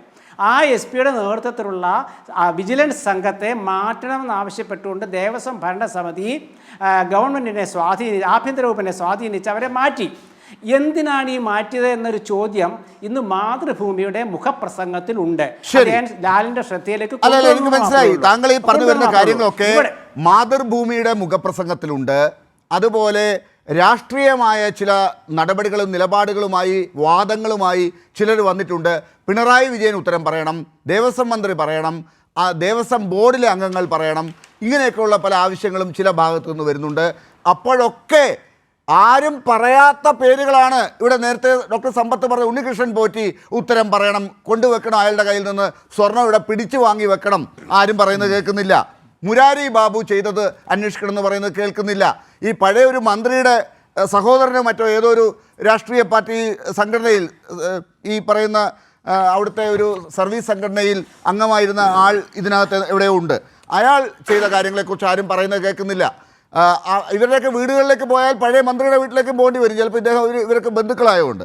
അപ്പോൾ ഇങ്ങനെയൊക്കെയുള്ള പല ആളുകളുടെയും പേരുകളുണ്ട്. ഇതൊന്നും പറയാതെ അങ്ങ് പോലും പറയുന്നത് ഇവിടെ വന്നിട്ട് പിണറായി വിജയൻ ഉത്തരം പറയണം, ദേവസ്വം ബോർഡ് പറയണം. അങ്ങനെ രാഷ്ട്രീയ നേതൃത്വം തന്നെ ആര് പറഞ്ഞു, ആര് കണ്ടെത്തി? ഇതിനകത്ത് അങ്ങനെ ഒരു കണ്ടെത്തലേ ഇല്ലല്ലോ ഇതുവരെയും. ഡോക്ടർ ലാലേ, ഈ 2022 കാര്യം ഞാൻ പറഞ്ഞു വരുമ്പോഴത്തേക്കും നിങ്ങൾ ഇടപെട്ടു. ആ പറഞ്ഞു വന്ന എന്താ വെച്ചാൽ ഇന്നത്തെ പ്രതികളിൽ പലർക്കും അതുകൊണ്ട് അന്ന് പ്രൊമോഷൻ കിട്ടിയെന്നാണ് പറയുന്നത്. അത് മനസ്സിലാക്കുക. ഇവിടെ സമ്പത്ത് പറഞ്ഞാൽ കേട്ടില്ല, പക്ഷേ അദ്ദേഹം വളരെ കൃത്യമായിട്ട് കാര്യങ്ങൾ പറയും. അദ്ദേഹത്തിന് അങ്ങനെ വല്ലാത്തൊരു അന്ധമായ രാഷ്ട്രീയമുള്ള ഒരാളല്ലാത്തതുകൊണ്ട് നല്ല കമ്മ്യൂണിസ്റ്റാണ്. അതുകൊണ്ട് അദ്ദേഹം സത്യസന്ധമായ കാര്യം പറയുന്നത് എനിക്കറിയാം. അതുകൊണ്ട് ശ്രീ സമ്പത്ത് പറയുന്ന കാര്യങ്ങളിൽ ഒരു തെറ്റും ഉണ്ടാവില്ല. ആ ഉദ്യോഗസ്ഥന്മാർ ഏത് പാർട്ടിയിൽപ്പെട്ടവരാണെന്ന് ആരും അന്വേഷിക്കുന്നില്ല. ഇന്ന പാർട്ടിക്കാരനാണെന്ന് ഒരു ചർച്ചയിൽ, ഒരു മിനിറ്റ് ഒന്ന് അവസാനിപ്പിച്ചോട്ടെ, ഇന്ന പാർട്ടിക്കാരനാണ് എന്നൊരു ചർച്ചയിൽ പറഞ്ഞ ഒരു CPM നേതാവ് ആ പാർട്ടിക്കാരനല്ല ആ ഉദ്യോഗസ്ഥൻ എന്ന് പിന്നീട് അപ്പം തന്നെ തെളിഞ്ഞിട്ടുണ്ട്. നമ്മൾ പറയുന്നത് വെച്ചാൽ ഇവർക്ക് ഉദ്യോഗസ്ഥന്മാർക്ക് പല രാഷ്ട്രീയം കാണുന്നതേ. ഞാൻ പറയുന്നത് ഭരണ നേതൃത്വം, രാഷ്ട്രീയ നേതൃത്വം ഉത്തരം പറയണമായിരുന്നു. രാഷ്ട്രീയ നേതൃത്വം ഉത്തരം പറഞ്ഞിട്ടില്ല. ഇവിടെ 2007 ഇന്ന് പത്മകുമാർ പറഞ്ഞാൽ, ശ്രീകുമാർ അല്ല കേട്ടോ, തെറ്റിദ്ധരിക്കരുത്, പത്മകുമാർ പറഞ്ഞെന്താ വെച്ചാൽ ഈ ഉണ്ണികൃഷ്ണൻ പോറ്റി എന്ന ആള് 2007 അവിടെ വന്നത്. എന്നിട്ട് അദ്ദേഹം പറഞ്ഞു 2007 വന്നത്. 2007 എന്തായാലും UDF അല്ല ഭരിക്കുന്നത്. അപ്പൊ അദ്ദേഹം പറഞ്ഞ ഒരു കാര്യം താങ്കൾ കേട്ടില്ല. ഞാൻ പറഞ്ഞു തരാം. 2007 ഇവിടെ വന്നത്. അതിനും 2-3 വർഷങ്ങൾക്ക് മുമ്പ് അദ്ദേഹം വേറൊരു ബാംഗ്ലൂരിലെ ഒരു ക്ഷേത്രത്തിലായിരുന്നു പൂജ ചെയ്തുകൊണ്ടിരുന്നത്, സഹായിയായി.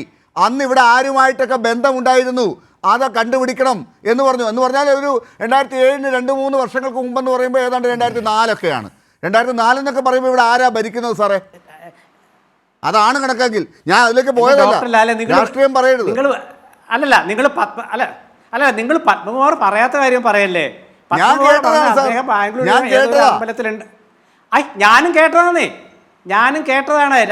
പത്മകുമാർ പറഞ്ഞ കാര്യം ഞാൻ പറഞ്ഞിട്ടുള്ളൂ. അത് അദ്ദേഹം ബാംഗ്ലൂരിലെ ഒരു സ്ഥലത്തായിരുന്നു. അതിനുശേഷം അദ്ദേഹം ശബരിമലയിലേക്ക് വന്നു.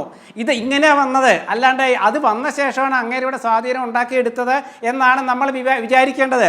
അല്ലെങ്കിൽ ഇത് താങ്കൾ പറയുന്നത് പോലെയാണ് നമ്മൾ വിചാരിക്കേണ്ടത്. അതെങ്ങനെയാണ്? എന്താണ് യുക്തി? അദ്ദേഹം പറഞ്ഞു, പത്മകുമാർ പറഞ്ഞത് വെറുതെ ബഹളം വെക്കല്ലേ.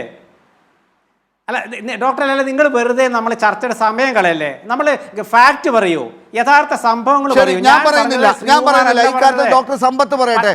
രാഷ്ട്രീയം അധികമില്ലാത്ത വെറും കമ്മ്യൂണിസ്റ്റുകാരനായ ഡോക്ടർ സമ്പത്ത് പറഞ്ഞോളൂ മറുപടി. അല്ല ഡോക്ടർ ലാൽ, ഇതിലിപ്പോൾ ഈ ചർച്ചയിൽ പങ്കെടുക്കുന്നതിൽ ഏറ്റവും കൂടുതൽ രാഷ്ട്രീയമുള്ള ഒരാൾ ഞാനായിരിക്കും. കാരണം വളരെ ചെറിയ പ്രായത്തിൽ തന്നെ വല്ലാതെ രാഷ്ട്രീയം ഇങ്ങനെ ഈ രക്തത്തിൽ അലിഞ്ഞു ചേർന്ന് പോയ ഒരു വ്യക്തിയാണ് ഞാൻ. അതുകൊണ്ട് തന്നെ എൻ്റെ കുഴിമാടം വരെയും അവസാന ശ്വാസം വരെയും എനിക്ക് ആ രാഷ്ട്രീയം ഉണ്ടാവുമെന്നുള്ളതിൽ എന്നെ ആരും കുറ്റം പറഞ്ഞിട്ടൊരു കാര്യവുമില്ല. ഞാൻ ഈ ഒരു കാര്യത്തിൽ രാഷ്ട്രീയം കലർത്തിക്കൊണ്ടുള്ളൊരു വർത്തമാനത്തിനല്ല ഇരിക്കുന്നത് എന്ന് മാത്രമേ ഞാൻ ഉദ്ദേശിച്ചുള്ളൂ. ഇവിടെ ഞാനിപ്പോൾ ശിവകുമാർ ചേട്ടൻ പറഞ്ഞ ഒരു കാര്യത്തിൽ 2022, നമ്മളിപ്പോൾ 2025-ലാണ്. ഞാൻ ആ സമയത്ത് പട്ടികജാതി പട്ടികവർഗ മറ്റു പിന്നോക്ക വിഭാഗ ക്ഷേമ വകുപ്പും ദേവസ്വം വകുപ്പ് ബോർഡല്ല, ദേവസ്വം വകുപ്പും 5 ദേവസ്വം ബോർഡുകളാണ് നമുക്ക് കേരളത്തിലുള്ളത്. മറ്റ് സ്വകാര്യ ഈ ദേവസ്വങ്ങൾ അവരും മറ്റു പല കാര്യങ്ങൾക്കും ദേവസ്വം വകുപ്പ് മന്ത്രിയെ സമീപിക്കാറുണ്ട്. ഒപ്പം പാർലമെൻ്ററി കാര്യ വകുപ്പും കൈകാര്യം ചെയ്തിരുന്ന ഇന്നത്തെ ആലത്തൂർ നിന്നുള്ള പാർലമെൻറ്റ് അംഗം, ലോക്സഭാംഗമായിട്ടുള്ള CPIMൻ്റെ കേന്ദ്ര കമ്മിറ്റി അംഗം കൂടിയായ കെ രാധാകൃഷ്ണൻ മന്ത്രിയായിരിക്കുമ്പോൾ ഞാൻ അദ്ദേഹത്തിൻ്റെ പ്രൈവറ്റ് സെക്രട്ടറി ആയിരുന്നു. അദ്ദേഹത്തിൻ്റെ പ്രൈവറ്റ് സെക്രട്ടറി എന്ന് പറഞ്ഞാൽ മന്ത്രി കണ്ടത് അത്തരം കാര്യങ്ങളുമായി ബന്ധപ്പെട്ട നയപരമായ രാഷ്ട്രീയമായിട്ടുള്ള കാര്യങ്ങൾ, അതിൻ്റേതായിട്ടുള്ള അഭിപ്രായ രൂപീകരണങ്ങൾ, അതിൻ്റെ ക്രയവിക്രയങ്ങൾ, ആ ഫയൽ നീക്കങ്ങൾ, അത്തരം കാര്യങ്ങൾ, മറ്റ് മന്ത്രി ഓഫീസിലെ മറ്റ് ഉദ്യോഗസ്ഥരെയും ജീവനക്കാരെയും കൊണ്ട് അക്കാര്യങ്ങളുടെ കോർഡിനേഷൻ, മറ്റ് മന്ത്രി കാര്യാലയങ്ങളുമായി ബന്ധപ്പെട്ടും മുഖ്യമന്ത്രിയുടെ ഓഫീസുമായി ബന്ധപ്പെട്ടും ഒരുപക്ഷെ ഇത്തരം കാര്യങ്ങളിൽ മറ്റു സംസ്ഥാനങ്ങളിലെ ദേവസ്വം, ഇപ്പോൾ തമിഴ്നാട്ടിലൊക്കെ ആണെങ്കിൽ അവിടെ നമ്മൾ ഇത് ഹിന്ദു റിലീജിയസ് എൻഡോമെൻറ്റ്സ് ചാരിറ്റബിൾ എന്നൊക്കെ പറഞ്ഞുള്ളൊരു പേരിലൊക്കെയാണ് അവരറിയപ്പെടുന്നത്. അവിടുത്തെ ദേവസ്വം മന്ത്രിമാരുമായിട്ടുള്ള ഇടപെടലുകളും ഇങ്ങനെ പല കാര്യങ്ങളും, അതൊരു പ്രൈവറ്റ് സെക്രട്ടറി എന്നുള്ള നിലയിൽ അത്തരം കാര്യങ്ങൾ എൻ്റെ ചുമതലയിൽ കൂടി ചെയ്തിട്ടുണ്ട്. അതിൽ ഈ ദേവസ്വം ബോർഡുകളിലെ ദൈനംദിന പ്രവർത്തനങ്ങൾ എന്നുള്ളത് ഒരു മന്ത്രിയുടെ ചുമതല അല്ല. കാരണം കേരളത്തിലെ ദേവസ്വം ബോർഡുകൾ സ്റ്റാറ്റ്യൂട്ടറി ബോഡികളാണ്. കേരളത്തിലെ ദേവസ്വം ബോർഡുകൾ സ്റ്റാറ്റ്യൂട്ടറി ബോഡിയാണ് എന്ന് ഞാൻ പറഞ്ഞത്, ഇന്ത്യ ഗവൺമെൻറ്റിൻ്റെ കീഴിൽ CBI ഒരു സ്റ്റാറ്റ്യൂട്ടറി ബോഡിയാണ്, അതൊരു ഭരണഘടനാ സ്ഥാപനമല്ല. അത്തരത്തിലുള്ള സ്റ്റാറ്റ്യൂട്ടറി ബോഡികൾ പോലെ പ്രത്യേക ആക്റ്റുകൾ നമ്മുടെ നിയമസഭ പാസ്സാക്കിയിട്ടുള്ള നിയമനിർമ്മാണ പ്രക്രിയയിൽ കൂടി വന്നിട്ടുള്ള സ്വയംഭരണാവകാശമുള്ള സ്ഥാപനങ്ങളാണ്. ശരിയാണ്, അതിലേക്ക് നമ്മുടെ തിരുവിതാംകൂർ ദേവസ്വം ബോർഡിലെ ഒരു പട്ടികജാതി വിഭാഗത്തിൽപ്പെട്ട ഒരു അംഗത്തെ, അത് അപ്പോൾ നിയമസഭയിലെ ഹിന്ദുമത വിശ്വാസികളായിട്ടുള്ള MLA-മാരാണ്. അവരുടെ ഭൂരിപക്ഷം ആ വോട്ടിംഗ് വേണ്ടി വന്നാൽ അങ്ങനെയാണ്. ദേവസ്വം ബോർഡ് പ്രസിഡൻറ്റിനെ നമ്മുടെ മന്ത്രിസഭയിലെ ഹിന്ദു മതത്തിൽപ്പെട്ട മന്ത്രിമാരുടെ അവരുടെ തീരുമാനമനുസരിച്ച് അങ്ങനെ, അതുപോലെ തന്നെ അങ്ങനെ 3 അംഗങ്ങളേ ഉള്ളൂ, ഒരു പ്രസിഡൻറ്റും 2 അംഗങ്ങളും, അങ്ങനെ 3 പേരേ ഉള്ളൂ. അപ്പം നമ്മൾ ഈ ചർച്ചയെല്ലാം നടന്നത്, ഞാനൊരു ചിത്രം കാണിക്കാം. ഇത് ശബരിമലയിലെ അവിടുത്തെ കൊടിമരത്തിൻ്റെ മുകളിലുള്ള വാജി വാഹനത്തിൻ്റെ ചിത്രമാണ് ഇപ്പോഴത്തെ. വാജി എന്ന് വെച്ചാൽ അശ്വം എന്നാണ്, എന്ന് വെച്ചാൽ അതിൻ്റെ അർത്ഥം കുതിര എന്നാണ്. വാജി വാഹനം എന്നാൽ അതിൻ്റെ അർത്ഥം അയ്യപ്പൻ, അദ്ദേഹം നമ്മൾ ആരാധനാപാത്രമായിട്ടുള്ള അയ്യപ്പൻ യോദ്ധാവ് കൂടിയാണ്. അദ്ദേഹത്തിൻ്റെ വാഹനം എന്ന നിലയിലാണ് ഇങ്ങനെ ഈ വാജി വാഹനത്തെ നമ്മൾ പറയുക. അവിടെ ഈ കൊടിമരം പുതുക്കലുമായി ബന്ധപ്പെട്ട് പുതിയ വാജി വാഹനം അങ്ങനെ അവിടെ സ്ഥാപിക്കുന്നത്, അതിൻ്റെ മുകളിലേക്ക് വരുന്നത് ശ്രീ പ്രയാർ ഗോപാലകൃഷ്ണൻ ദേവസ്വം ബോർഡിൻ്റെ പ്രസിഡൻ്റായിരിക്കുമ്പോഴാണ്, തിരുവിതാംകൂർ ദേവസ്വം ബോർഡിൻ്റെ. അപ്പോൾ നേരത്തെ ഉണ്ടായിരുന്ന വാജി വാഹനം എവിടെ പോയി? ആ വാജി വാഹനം എന്നുള്ളത് എൻ്റെ അറിവ് ശരിയാണ് എങ്കിൽ, എൻ്റെ അറിവ് ശരിയാണ്, ഞാനിതിപ്പോൾ മറ്റേതെങ്കിലും വിധത്തിലുള്ള ഫയൽ എന്നുള്ള നിലയിലേക്കല്ല, ഞാനിത് മറ്റ് വർത്തമാനങ്ങൾ ഈ വാർത്താ ലേഖകർ പുറത്തു കൊണ്ടുവന്നിട്ടുള്ളതും എൻ്റെ അറിവിൽപ്പെട്ടിടത്തോളമുള്ള കാര്യങ്ങളാണ്. സ്വർണം പൂശിയതാണ് ആയിരുന്നു. അത് വളരെ വിലപ്പെട്ടതാണ് എന്നുള്ളത് മാത്രമല്ല, അമൂല്യമാണ്. കാരണം അത് ശബരിമലയിലേതാണ് എന്നുള്ളത് എന്ന് മാത്രമല്ല, അതിനുള്ളിൽ വളരെ വിലപിടിപ്പുള്ള ലോഹങ്ങൾ അതിനകത്ത് നിറച്ചിട്ടുള്ളതുമാണ് എന്നുള്ളത്. ഇത് എങ്ങനെ അവിടെ നിന്ന് പോയി? ദേവസ്വം രേഖകളിൽ ഇങ്ങനൊരു കാര്യം ആർക്കെങ്കിലും കൈമാറ്റം ചെയ്തിട്ടുള്ളതായി ഇല്ല എന്നാണ് വാർത്തകളിൽ നിന്ന് അറിയുന്നത്. ഇത് ദേവസ്വം ശബരിമലയുമായി ബന്ധപ്പെട്ട് അവിടെ അതിൻ്റെ ചുമതലകൾ ഉണ്ടായിരുന്ന ഒരു ഉന്നത സ്ഥാനീയൻ്റെ കയ്യിലേക്ക് അദ്ദേഹത്തിൻ്റെ നിർബന്ധം കാരണം എത്തപ്പെട്ടു എന്നറിയുന്നു. അദ്ദേഹത്തിൽ നിന്ന് ഇത് സംസ്ഥാനത്തിന് പുറത്തേക്ക് പോയി എന്നറിയുന്നു. ഇതൊരു അമൂല്യനിധിയായി വിശ്വാസികൾ, കോടിക്കണക്കിന് വിശ്വാസികൾ അങ്ങനെ കരുതുന്നതായിട്ടുള്ളൊരു വസ്തുവാണ്. അവിടെ പോയിട്ടുണ്ട്. ഇപ്പം ഞാൻ മലയ്ക്ക് പോയിട്ടുണ്ട് ലാലേ. എൻ്റെ മകളെയും കൊണ്ട് ഞാൻ മല ചവിട്ടിയിട്ടുണ്ട്. ശബരിമല 0 എന്നെഴുതിയ ആ മയിൽക്കുറ്റിയുടെ മുന്നിൽ ആ കുട്ടിയെ ഇരുത്തി ഞാൻ തന്നെ ഫോട്ടോയും എടുത്തിട്ടുണ്ട്. അവിടുത്തെ അന്നത്തെ ഈ പുരോഹിതന്മാരെ കണ്ട് അവരോടെല്ലാം നന്ദി പറഞ്ഞ്, അവിടുത്തെ ജീവനക്കാരോടും നന്ദി പറഞ്ഞ് വർഷങ്ങൾക്ക് മുമ്പ് അങ്ങനെ വന്നിട്ടുള്ള ആൾ തന്നെയാണ്. ഇതുമായി ബന്ധപ്പെട്ട പല യോഗങ്ങളും ഞാൻ പിന്നീട് പ്രൈവറ്റ് സെക്രട്ടറി ആയിരിക്കുന്ന വേളയിൽ ബഹുമാനപ്പെട്ട മന്ത്രിക്ക് വേണ്ടി അത്തരം കാര്യങ്ങൾ കോർഡിനേറ്റ് ചെയ്യുന്ന അത്തരം കാര്യങ്ങൾക്ക് വേണ്ടി ഞാൻ ചെയ്തിട്ടുണ്ട്. അപ്പം ഞാനിത് പറയുന്നതിൻ്റെ കാരണം, ഇവിടെ ശ്രീകുമാർ ചേട്ടൻ പറയുമ്പോൾ മുഖ്യമന്ത്രി പറഞ്ഞാലോ അല്ല ദേവസ്വം വകുപ്പ് മന്ത്രി പറഞ്ഞാലോ ഞങ്ങൾ ബഹുമാനപ്പെട്ട കോടതിയോടൊപ്പമാണ്, അതേ ചിന്തയാണ് ഞങ്ങൾക്കുള്ളത്. അങ്ങനെ ചിന്തിക്കാൻ പാടില്ല, അങ്ങനെ നിങ്ങൾ പറയാൻ പാടില്ല. ഇവിടെ ദേവസ്വം വിജിലൻസാണ് അന്വേഷണം ആരംഭിക്കുന്നത്. ഒരു കാര്യത്തിൽ നന്ദി പറയണം പിണറായി സർക്കാരിനോട്. ആഗോള അയ്യപ്പ സംഗമം തിരുവിതാംകൂർ ദേവസ്വം ബോർഡിൻ്റെ പ്ലാറ്റിനം ജൂബിലിയോടനുബന്ധിച്ച് നടന്നു എന്നുള്ളത്, അങ്ങനെ നടന്ന ആ സംഭവം, നടക്കുമായിരുന്ന സംഭവത്തിൻ്റെ മഹത്വം കുറയ്ക്കാൻ വേണ്ടി ചില ആളുകൾ ഇറങ്ങിത്തിരിച്ചപ്പോൾ, അറിയാതെയായിരിക്കാം ചിലപ്പോൾ നാവിൻ്റെ തുമ്പിൽ നിന്ന് ചില കാര്യങ്ങൾ പുറത്തു വന്നത്, അത് ഈ സംഭവത്തിൻ്റെ, ഈ ആഗോള അയ്യപ്പ സംഗമത്തിൻ്റെ ആ ഒരു മഹത്തായ കൃത്യത്തിൻ്റെ, ആ സൽകൃത്യത്തിൻ്റെ ഖ്യാതി കെടുത്തുന്നതിന് വേണ്ടി അത്തരത്തിൽ ചെയ്തത്, തങ്ങളുടെ ഉള്ളിൽ ഉറങ്ങിക്കിടക്കുന്നതായിട്ടുള്ള ഇത്തരത്തിലുള്ള ചില നിന്ദ്യമായ പ്രവൃത്തികളുടെ, അല്ലെങ്കിൽ അത്തരത്തിലുള്ള ചില അശുദ്ധി എന്ന് തന്നെ നമ്മൾ പറയേണ്ടി വരും. അത്തരത്തിൽ വിശ്വാസികൾ പറയുന്ന ചില പദപ്രയോഗങ്ങളുണ്ട്. അത് അറിയാതെ നാവിൻ്റെ തുമ്പിൽ നിന്ന് ആ അവസരത്തിൽ വന്നതുകൊണ്ട് ദേവസ്വം ബോർഡിൻ്റെ വിജിലൻസിൻ്റെ അന്വേഷണം ആരംഭിക്കുകയാണ്. ശരി, അപ്പോൾ ഈ അന്വേഷണം ആരംഭിക്കുമ്പോൾ ഞാനിപ്പോൾ 5-ാം തീയതി, ഒക്ടോബർ 5-ാം തീയതി പുറത്തു വന്നൊരു പത്രത്തിൽ നിന്ന് ഞാൻ വായിക്കുകയാണ്. അത് മാത്രമേ ഞാനിപ്പോൾ വായിക്കുന്നുള്ളൂ ഈ ഒരു കാര്യത്തിൽ. 1/4 നൂറ്റാണ്ടിനിടെ കാണിക്കയായി ലഭിച്ച സ്വർണ്ണമടക്കം അമൂല്യ സമ്പത്തിൽ നിന്ന് പലതും അപഹരിക്കപ്പെട്ടെന്ന സംശയവും ബലപ്പെട്ടു. പിടിച്ചെടുത്ത രേഖകൾ ഹൈക്കോടതിയിൽ സമർപ്പിക്കാനുള്ള നടപടികളിലേക്ക് വിജിലൻസ് കടന്നു. ഹൈക്കോടതി സുമോട്ടോ അല്ല തുടക്കം. ഇത് ഹൈക്കോടതിയിലേക്ക് ദേവസ്വം വിജിലൻസ് ഈ അന്വേഷണങ്ങളെല്ലാം നടത്തി. രേഖകൾ പിടിച്ചെടുത്ത വിജിലൻസ് എന്ന് 5-ാം തീയതിയിലെ കേരള കൗമുദി ദിനപത്രം പറയുകയാണ്. യോഗദണ്ഡിലും കോടതി ഇടപെടൽ, അതിനെ സംബന്ധിച്ചും സംശയം വരികയാണ്. ഇവിടെ ഹൈക്കോടതി നിർദ്ദേശപ്രകാരം അന്വേഷണം നടത്തുന്ന വിജിലൻസ് ആവശ്യപ്പെട്ടിട്ടും ചില രേഖകൾ ലഭിക്കാതെ വന്നതുകൊണ്ട് അത് പിടിച്ചെടുക്കുന്ന നിലയിലേക്ക് അവർ നീങ്ങുകയാണ്. ഇവിടെ ഈ കാര്യങ്ങളിൽ പലരുടെയും വീട്ടിലേക്ക്, ഓഫീസിലേക്ക് ഒക്കെ ഇത്തരം കാര്യങ്ങളുമായി ബന്ധപ്പെട്ട് റെയ്ഡിലേക്ക് ഇവർ തന്നെ പോവുകയാണ്. ബഹുമാനപ്പെട്ട ഹൈക്കോടതി മുമ്പാകെ ഇത് സമർപ്പിക്കുകയാണ്. ഹൈക്കോടതിയുടെ മേൽനോട്ടത്തിൽ ഇത് നടക്കണമെന്നാണ് കേരളത്തിലെ സർക്കാർ ആഗ്രഹിക്കുന്നത്. കേരളത്തിലെ ജനത മാത്രമല്ല, നമ്മുടെ ഈ രാഷ്ട്രത്തിലും പുറത്തുമുള്ള ഇങ്ങനെ ഭക്തരായിട്ടുള്ള ആളുകൾ, അവിടെ തീർത്ഥാടനത്തിന് പോയിട്ടുള്ള അവർ മാത്രമല്ല, നമ്മളെല്ലാവരും കേരളത്തെ സ്നേഹിക്കുമ്പോൾ കേരളത്തിൻ്റെ ഒരു പ്രതീകമാണ് ശബരിമല. ഡോക്ടർ സമ്പത്ത്, ഒറ്റ കാര്യം എനിക്ക് അതിലേക്ക് ജേക്കബ് ജോർജിലേക്ക് ഒന്ന് പോകുന്നതിന് മുമ്പ്, ഈ വാജി വാഹനത്തിൻ്റെ കാര്യത്തിൽ എന്താണ് താങ്കൾ ഇപ്പോൾ പറയുന്നത്? അക്കാര്യത്തിൽ ഒരു മുൻ ദേവസ്വം വകുപ്പ് മന്ത്രിയുടെ പ്രൈവറ്റ് സെക്രട്ടറി ആയിരുന്ന ആളെന്നുള്ള നിലയ്ക്ക് കൂടി താങ്കൾക്ക് അക്കാര്യത്തിൽ കൂടുതൽ അറിവുണ്ട് എന്നുള്ളത് കൊണ്ടും താല്പര്യമുണ്ട് എന്നുള്ളത് കൊണ്ടും ഞാൻ ചോദിക്കുകയാണ്, ഈ പ്രത്യേക സന്ദർഭത്തിൽ ഈ അന്വേഷണത്തിൻ്റെ മേഖലയിലൊക്കെ അതും വരുമെന്ന് താങ്കൾ കരുതുന്നുണ്ടോ, അല്ലെങ്കിൽ വരണമെന്ന് താങ്കൾ ആഗ്രഹിക്കുന്നുണ്ടോ? ഇതൊരു പ്രധാനപ്പെട്ട കാര്യമല്ലേ? ഇത് ഭക്തർക്ക് ആവശ്യമുള്ള കാര്യമല്ലേ? ഡോക്ടർ ലാലെ, എൻ്റെ മുന്നിൽ കൂടി കടന്നുപോയിട്ടുള്ള എല്ലാ കാര്യങ്ങളും, ഫയലുകളും, ഞാൻ കണ്ടതും ഞാൻ കേട്ടതും അറിഞ്ഞതുമായിട്ടുള്ള കാര്യങ്ങളുമെല്ലാം നമുക്കൊരു വർത്തമാനം ഇങ്ങനെ ഒരു മീഡിയ ചർച്ചയിൽ പറയാൻ കഴിയുന്ന കാര്യങ്ങളല്ല. അതുമായി ബന്ധപ്പെട്ടിട്ടുള്ള ചില കാര്യങ്ങളെ സംബന്ധിച്ച് ഇപ്പോൾ വാർത്തകളിൽ പുറത്തു വന്നിട്ടുള്ള കാര്യങ്ങൾ എനിക്കത് കോട്ട് ചെയ്തുകൊണ്ട് മാത്രമേ പറയാൻ കഴിയൂ. ഇവിടെ ഈ പറഞ്ഞ ശബരിമലയിലെ നിലവിലുണ്ടായിരുന്ന കൊടിമരത്തിലെ വാജീവാഹന വിഗ്രഹം അത് ആരുടെ വകയാണ്? ഭക്തന്മാരുടെ ഭാഷയിൽ പറഞ്ഞാലും, ഇക്കാര്യത്തെ സംബന്ധിച്ച് ബഹുമാനപ്പെട്ട ജുഡീഷ്യറിയുടെ ഭാഷയിൽ പറഞ്ഞാലും, it is the property of the deity. Idol എന്നല്ല, വിഗ്രഹമെന്നല്ല. വിഗ്രഹമില്ലാതെയും അത്തരത്തിൽ നമുക്കവിടെ ഒരു ആരാധനാലയത്തിൽ അങ്ങനെ ഡയറ്റി എന്നാണ് പറയുക, ഒരു ശക്തി ദേവൻ്റെതാണ്. അതെ, ദേവൻ്റെ, ദേവതയുടെ, അത് നമ്മൾ ഒരു വിഗ്രഹവും ഇല്ലെങ്കിലും it is the property of the deity. ആ പ്രോപ്പർട്ടി ഓഫ് ദ ഡയറ്റി എന്നാണ് വക്കീലന്മാരുടെ ഭാഷയിൽ പറയുന്നുവെങ്കിൽ അതിൻ്റെ കാത്തുസൂക്ഷിപ്പ് എന്നുള്ളത് ഇതിൻ്റെ ഈ ദേവസ്വം ബോർഡാണ്.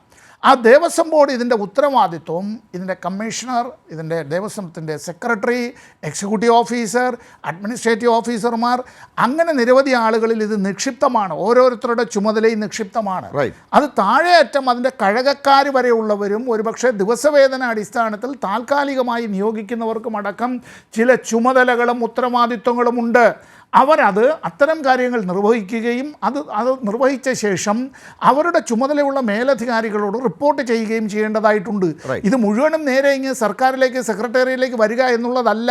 ഈ സ്റ്റാറ്റ്യൂട്ടറി ബോഡിയിൽ അത്തരത്തിലാണ് അതിൻ്റെ ഘടന. തീർച്ചയായിട്ടും അത് ഒരുപക്ഷെ ദേവസ്വം ബോർഡിൻ്റെ രീതികൾ അങ്ങനെ തന്നെയാണെന്നുള്ളത് ഞാൻ നേരത്തെ സൂചിപ്പിച്ചതും അതുതന്നെയാണ്. മറ്റ് വകുപ്പുകൾ പോലെ അല്ല, ഇതിൽ കുറച്ചുകൂടി പരമ്പരാഗതമായി ജോലിയെടുത്ത് വരുന്ന ആളുകൾ, ഒരുപക്ഷെ ഏറ്റവും പ്രധാനപ്പെട്ട അവിടുത്തെ ജോലികൾ ചെയ്യുന്ന, ദേവനെ പൂജിക്കുന്ന കാര്യങ്ങളൊക്കെ ചെയ്യുന്നതൊക്കെ അങ്ങനെ തന്നെയുള്ള ആളുകളാണ്. അതിൽ ചെറിയ സർക്കാർ സേവനം പോലെ അത് വന്നിട്ടുണ്ടെങ്കിൽ പോലും അതിന് പാരമ്പര്യവുമായി പോലും ബന്ധമുള്ള കാര്യങ്ങളാണ്. ശ്രീ ജേക്കബ് ജോർജ്, നോക്കൂ, ഇത് ഇപ്പോൾ ഇവിടെ സൂചിപ്പിച്ച ഈ കാര്യങ്ങൾ ഉൾപ്പെടെ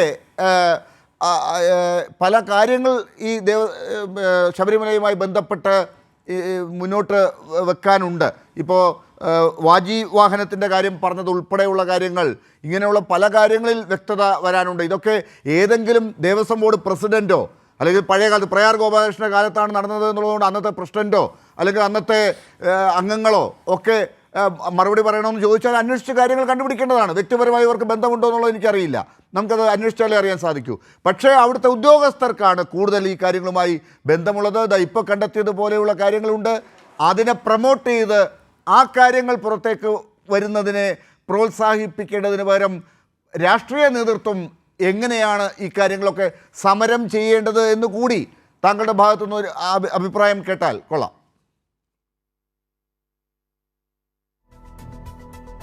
അതല്ലേ, ഇത് ബഹുമാനപ്പെട്ട നമ്മുടെ ശ്രീകുമാർ വളരെ വ്യഗ്രത അദ്ദേഹം കാണിക്കുന്നുണ്ട്. ഇത് പിണറായിയുടെ മേലും തട്ടി. ഞാൻ ആ ഭാഗത്തേക്ക് കടക്കാതിരിക്കുന്നതാണ് ഭംഗി. അദ്ദേഹം പറയുന്നതിൻ്റെ രാഷ്ട്രീയം, ആ രാഷ്ട്രീയത്തെക്കാൾ നമ്മൾ വിവരങ്ങൾ, അതിൻ്റെ അകത്തെ അംശങ്ങൾ ചൂണ്ടിക്കാണിക്കുന്നതാണ് അതിന് മറുപടി, നല്ല ഉചിതമായ മറുപടി എന്ന് എനിക്ക് തോന്നുന്നു. കാരണം അയ്യപ്പ സംഗമം അത് തകർക്കാൻ, അതിൻ്റെ പകിട്ട് കെടുത്താനൊരു ശ്രമം നടന്നതിൻ്റെ ഭാഗമായിട്ടാണ് പീഠം കാണാനില്ല എന്നൊക്കെയുള്ള വാർത്ത ഒരു ആൾ, ഇപ്പോഴത്തെ ഈ കേസിൽ പ്രതിയായി ചേർക്കപ്പെട്ടിരിക്കുന്ന സാക്ഷാൽ ഉണ്ണികൃഷ്ണൻ പോറ്റി നടത്തിയ ശ്രമം, ഒടുവിൽ അവിടെയാണ് ഈ സംഭവത്തിൻ്റെ മൊത്തം ഉൽപ്പത്തി അവിടെയാണ് ലാൽ. അപ്പോൾ ദേവസ്വം വിജിലൻസ് സംഘം അന്വേഷണം നടത്തി. ഇതെവിടെ, ഈ പീഠം എവിടെ? അത് കേരള പോലീസാണ്. അത് വിജിലൻസിൻ്റെ പേരേ ഉള്ളൂ. കേരള പോലീസിൻ്റെ ഭാഗമാണത്. അവരത് കണ്ടുപിടിച്ച് നിഷ്പ്രയാസം എവിടെയാ? ഉണ്ണികൃഷ്ണൻ പോറ്റി എന്ന കഥാപാത്രത്തിൻ്റെ വിഖ്യാതനായ സ്പോൺസറുടെ സഹോദരയുടെ വീട്ടിൽ, നമ്മുടെ വെഞ്ഞാറമൂട്ടിൽ, തിരുവനന്തപുരത്ത് ജില്ലയിൽ, അവിടെ വീട്ടിലിരിക്കുകയാണ്. അവിടുന്ന് പൊക്കിയെടുത്തു. ഒരു പ്രയാസവും ഉണ്ടായില്ല അത് കണ്ടുപിടിക്കാൻ. അവിടെയാണ് ഈ കേസ് ആരംഭിക്കുന്നത്. ഉണ്ണികൃഷ്ണൻ പോറ്റിയുടെ പ്രസ്താവന, ആ പ്രസ്താവനയെ തുടർന്ന് പോലീസ് നടത്തിയ അന്വേഷണം, ആ അന്വേഷണത്തിൽ അദ്ദേഹത്തിൻ്റെ തന്നെ സഹോദരയുടെ വീട്ടിൽ നിന്ന് കണ്ടുപിടിക്കുമ്പോൾ കള്ളൻ എവിടെയാണ്? കപ്പലിൽ തന്നെ. കള്ളൻ തന്നെയാണ് ഈ വിളിച്ച് പുരപ്പുറത്ത് കയറിയെന്ന് വിളിച്ചു പോകുന്നതെന്നുള്ളതാണ് സ്പഷ്ടമായിരിക്കുന്നത്. അതാണ് സത്യം. അപ്പോൾ ഇനിയിപ്പം പെട്ടെന്ന് ഹൈക്കോടതിക്ക് കാര്യങ്ങൾ പോയി, ഹൈക്കോടതി പെട്ടെന്ന് മുന്നോട്ട് നീങ്ങി. ഇതുപോരാ, ഇതിപ്പോൾ സമഗ്രമായ അന്വേഷണം വേണമെന്ന് SIT രൂപീകരിച്ചും കൊണ്ട് ഹൈക്കോടതി പറയുന്നു. അതുതന്നെയാണ് അതിൻ്റെ തുടക്കം. അതിൻ്റെ അകത്ത് ഗവൺമെൻറ്റിന് എന്ത് ചെയ്യാനാ? ഗവൺമെൻറ്റിന് ഈ കാര്യം അറിയില്ലല്ലോ, ഗവൺമെൻറ്റിൻ്റെ ശ്രദ്ധയിൽ പെടുന്നില്ലല്ലോ. പക്ഷെ പെട്ടിട്ട് ഒന്നും ചെയ്തില്ലല്ലോ. ഗവൺമെൻറ് ചെയ്യാൻ കഴിയുന്നത് ഉദ്യോഗസ്ഥന്മാരോട് പറയുക, അന്വേഷിച്ച് കണ്ടുപിടിക്കട്ടെ. ഏത് ഗവൺമെൻറ്റിനും ചെയ്യാവുന്നത് അതാണ്, അതുമാത്രമാണ്. ഏത് ഗവൺമെൻറ്റും ചെയ്യേണ്ടത് അതാണ്. അന്വേഷണം നടത്തി, ഫലപ്രദമായ നിഷ്പക്ഷമായ അന്വേഷണം നടത്തി, കാര്യങ്ങൾ കണ്ടുപിടിച്ച് പ്രതികളുണ്ടെങ്കിൽ പ്രതികളെ നിയമത്തിൻ്റെ മുന്നിൽ കൊണ്ടുവരിക എന്നതല്ലാതെ അതിൻ്റെ അപ്പുറത്തും ഇപ്പുറത്തും വേറൊരു വഴിയില്ല. അതാണ് ഗവൺമെൻറ് ചെയ്തിട്ടുള്ളത് എന്നാണ് എനിക്ക് തോന്നുന്നത്. ലാൽ, യെസ്, എനിക്കൊരു ഇടവേളയിലേക്ക് പോകുന്നതിന് മുമ്പ് എൻ ശ്രീകുമാർ പെട്ടെന്ന് 2 മിനിറ്റിൽ ഈ പറയുന്ന കാര്യങ്ങളിൽ ദേവസ്വം ബോർഡ് അല്ലെങ്കിൽ ദേവസ്വം ബോർഡ് പ്രസിഡന്റ് അംഗങ്ങൾ ഇവരുടെയൊക്കെ പേരുകളൊക്കെ താങ്കൾ നേരത്തെ ചൂണ്ടിക്കാട്ടുന്നുണ്ടായിരുന്നല്ലോ, അവരൊക്കെ ഉത്തരം പറയണം എന്നൊക്കെ പറഞ്ഞുകൊണ്ട്. ഇങ്ങനെയൊന്നും ഒരു അർത്ഥത്തിലും ആരെയും പ്രതികളാക്കി ഒരു അന്വേഷണ സംഘവും ഒന്നും കണ്ടെത്തിയിട്ടില്ല. ഇതെല്ലാം താങ്കൾക്കും അറിയാവുന്ന കാര്യമാണ്. അങ്ങനെ നിൽക്കുമ്പോൾ ഈ അർത്ഥത്തിലുള്ള പ്രചരണത്തിന് രാഷ്ട്രീയ ലക്ഷ്യം മാത്രമല്ലേ ഉള്ളൂ? നോക്കൂ ലാലെ, ഞാൻ പറഞ്ഞത് രാഷ്ട്രീയ നേതൃത്വം മറുപടി പറയണമെന്നാണ്. അത് രാഷ്ട്രീയ നേതൃത്വം മറുപടി പറഞ്ഞേ പറ്റൂ. ഇവിടെ 2019 ഭരണസമിതിയല്ലേ ഇപ്പോൾ പ്രതിസ്ഥാനത്ത് നിർത്തിയിട്ടുള്ളത്. 1990 അന്വേഷിക്കാൻ കോടതി പറഞ്ഞിട്ടുണ്ട്. അതായത് ഈ ഏത് ഭരണസമിതിയിലുള്ളവരെയാണ് ഈ വിജിലൻസ് ഇപ്പോൾ ഈ ഹൈക്കോടതി കൊടുത്ത റിപ്പോർട്ടിൽ പറഞ്ഞിട്ടുള്ളത്? ഹൈക്കോടതിയിൽ പറഞ്ഞ റിപ്പോർട്ടിൽ അങ്ങനെ ഒന്നും ആരും പ്രതികളാണെന്ന് പറഞ്ഞില്ലല്ലോ. റിപ്പോർട്ട് വിജിലൻസ് കൊടുത്തതിനകത്ത് ഇന്നവരൊക്കെ പ്രതികളാണെന്ന് പറഞ്ഞിട്ടുണ്ടോ? ഇന്നൊരു പ്രതികളാണെന്നാണോ പറഞ്ഞത്? ആ ബോർഡിനെതിരെ പറഞ്ഞിട്ടില്ലേ? ഇല്ല, ആ ബോർഡിനെ കുറിച്ച് അന്വേഷിക്കണം, അവർക്ക് എന്തെങ്കിലും പങ്കുണ്ടോ എന്നുള്ളത് അന്വേഷിക്കണം. സ്വാഭാവികമല്ലേ അന്വേഷിക്കണ്ടേ? അതല്ലേ SIT അന്വേഷിക്കുന്നത്. നോക്കൂ ഡോക്ടർ ലാലെ, ഞാൻ അതാ പറഞ്ഞ രാഷ്ട്രീയ നേതൃത്വം. ബോർഡെന്ന് വെച്ചാൽ രാഷ്ട്രീയ നേതൃത്വമാണ്. അല്ല, അവര് പ്രതികളാണെന്ന് താങ്കൾ എങ്ങനെയാണ് ഏത് വാക്ക് വെച്ചാണ് പറഞ്ഞത്? അവര് പ്രതികളാണെന്ന്. പ്രതികളാണെന്ന് അത് ശരി, അത് എൻ്റെ വാക്കുപിഴയായിരിക്കും, അത് ഞാൻ പിൻവലിക്കുന്നു. അതല്ല ഞാൻ പറഞ്ഞത്. 2019 ഭരണസമിതിയെക്കുറിച്ചുള്ള പരാമർശമുണ്ട്. 1999 തൊട്ടുള്ള കാര്യങ്ങൾ അന്വേഷിക്കാൻ കോടതി പറഞ്ഞിട്ടുണ്ട്. അവിടെ ശ്രീ സമ്പത്ത് പറഞ്ഞ ഈ കൊടിമരവുമായി ബന്ധപ്പെട്ടാണെങ്കിൽ ഇന്ന് മാതൃഭൂമിയിൽ വന്ന ഒരു വാർത്ത, ആലിലകൾ കാണാതായി എന്നുള്ള കൊടിമരത്തിൽ, അതൊക്കെ അന്വേഷിക്കട്ടെ, അതിലൊന്നും കുഴപ്പമില്ല. ഏത് രാഷ്ട്രീയ നേതൃത്വം ഏത് കാലത്ത് ഭരിച്ചാലും അന്വേഷിച്ചോട്ടെ, ഒരു വിഷയമുള്ള കാര്യമില്ല. ഇത് LDFൻ്റെ കാലത്തെ അന്വേഷിക്കാവൂ, UDFൻ്റെ കാലത്തെ അന്വേഷിക്കാൻ പാടില്ല എന്നൊന്നും ആരും പറഞ്ഞിട്ടില്ലല്ലോ. കൂടുതൽ ഭരിച്ചത് LDF ആണ്. ഈ സ്വർണ്ണവുമായി ബന്ധപ്പെട്ട സംഭവം ഉണ്ടായത് LDFൻ്റെ കാലത്താണ്. കൂടുതൽ ഭരിച്ചവർ ഇവരാണെങ്കിലും ആദ്യമേ ഭരിച്ചവർക്ക് തന്നെ ഇതിനോട് നല്ല വഴി കാണിച്ചു കൊടുക്കാമായിരുന്നു. ഇല്ലാത്തത് കൊണ്ടാണല്ലോ ഇന്നിപ്പോൾ LDFന് അത് നടത്തേണ്ടി വരുന്നത്. അതും കൂടി നമ്മൾ പറഞ്ഞു പോകണമല്ലോ. നോക്കൂ ലാലെ, ഞാൻ പറയുമ്പോൾ നിങ്ങളിങ്ങനെ ഇടപെടില്ലേ? നിങ്ങൾ മറ്റു രണ്ടുപേരും പറയുമ്പോൾ നിങ്ങൾ മിണ്ടാതിരുന്നല്ലോ. ഞാൻ പറയുമ്പോൾ നിങ്ങൾക്ക് ഇഷ്ടമില്ലാത്ത കാര്യങ്ങളാണ് പറയുക, പക്ഷേ ഇടപെട്ട് തടസ്സപ്പെടുത്തരുത്. നിങ്ങളത് കഴിഞ്ഞിട്ട് പറഞ്ഞോളൂ, ചോദ്യങ്ങൾ ചോദിച്ചോളൂ. നമ്മളെ സംബന്ധിച്ചിടത്തോളം കോടതി പറഞ്ഞിട്ടുള്ള നിരീക്ഷണങ്ങളും പത്രവാർത്തകളും നമ്മുടെ മുമ്പിലുണ്ട്. അതിൽ രാഷ്ട്രീയ നേതൃത്വം ഉത്തരം പറഞ്ഞേ പറ്റൂ എന്നുള്ള കാര്യത്തിൽ യാതൊരു സംശയവുമില്ല. ഇവിടെ ശ്രീ സമ്പത്ത് പറഞ്ഞു ദേവസ്വം സ്വയംഭരണ സ്ഥാപനമാണ്. ശരിയാണ്. പക്ഷേ ഈ സ്വയംഭരണ സ്ഥാപനത്തിൻ്റെ തലപ്പത്തുള്ള ദേവസ്വം മന്ത്രിമാർ, ഈ മന്ത്രിമാരെ ശബരിമല തീർത്ഥാടന കാലത്ത് ഇവരവിടെ ശബരിമലയിൽ പോയിട്ട് നടവരവിനെക്കുറിച്ചും തീർത്ഥാടകരുടെ പ്രവാഹത്തെക്കുറിച്ചും ഒക്കെ പറയുമല്ലോ.